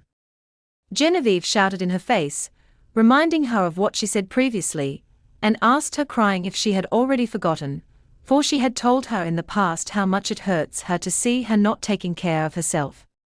Her memory took her back to the horrific scenes of the attack, thinking that if the Duke hadn't been there, or if he had been a little late, or if the attacker hadn't given up after losing his hand or had a partner, Adeline would have truly died this time. Adeline tried to reassure her, explaining she noticed the attack first and that Shane was beside her, and that her body moved on its own because Genevieve was in danger. But the saint interrupted her, affirming she was fine and that she had been subjected to such ambushes countless times. Then Genevieve burst into tears, wondering if Adeline realizes the strength of the God's blessing that protects her. She heals immediately, even if subjected to choking, beating, or starvation for days. Adeline argued with her that according to this logic of hers, she would be fine too if Genevieve healed her. The saint flared with anger, wondering how she could compare herself to her. And Adeline shouted in her face, wondering, what's the difference? Then Genevieve revealed the real reason for her anger. It was that she should have been the first to notice that someone was under the influence of black magic. She admitted while sobbing that even if she were a half-mature saint, she should have at least felt that. Adeline shouted in her face, stopping her from describing herself this way. Then her intensity faded and she told her she understands how worried she is and that she would stay with her if she wanted to cry, but she urged her not to speak of herself this way again. Genevieve admitted with tears flowing from her eyes she was angry with Adeline, but was more angry with herself, for it was clear that man was under the control of black magic, and she should have been able to break that curse. Genevieve continued her painful confession explaining that the previous saint was capable of breaking curses, and healing people without even touching them, but she is unable to do that. She attributed the reason for that to her being a half-saint and very weak. While tears were flowing from her eyes, she acknowledged that no matter how hard she tried, she couldn't do anything. Adeline interrupted her in a firm and affirming tone that she could. Genevieve was surprised by this confidence and asked her how she could be so sure, as if she already knew everything. After a moment of hesitation, Adeline thought she couldn't reveal. The reason is her knowledge of her abilities in the original story. So she simply claimed her intuition tells her so, and that her intuition had never been wrong before. Then she added that if it was difficult for Genevieve to trust herself, and she still felt anxious, she could trust her instead. Genevieve couldn't control herself and asked her crying how she could trust her to this extent. While no one believes her, even she herself, Adeline did nothing but hug her tightly, affirming it was obvious because she knows how wonderful she is. In Adeline's arms, Genevieve wondered in her heart how her friend could be this solid and strong. Unshaken since the first moment they met. Her memory took her back to the hell of her childhood where her stepfather abused her, accusing her of stupidity and wondering if she wanted him to freeze to death. Although she tried to defend herself, explaining he was the one who ordered her to bring water only, he grabbed her hair violently, angry at her audacity to talk back to him while she was begging him not to hit her and pleading with her mother. The world in her eyes was an ugly place. Her stepfather was always drunk and violent, while her mother turned a blind eye to her desperate pleas of fear of him, even biting him once in a desperate attempt to defend herself. She ended up fleeing in the snow, while he chased her, and threatened he wouldn't show her mercy if he caught her. Her childhood was a living hell, and she remembered how she fell in the snow while he approached her, brandishing his stick. At that moment, a stranger appeared, and Genevieve remembered then when this person called her by her name, Genevieve Clement. It was Shane Blanchard who appeared riding his horse. But she admitted to herself that even when she met him, she didn't feel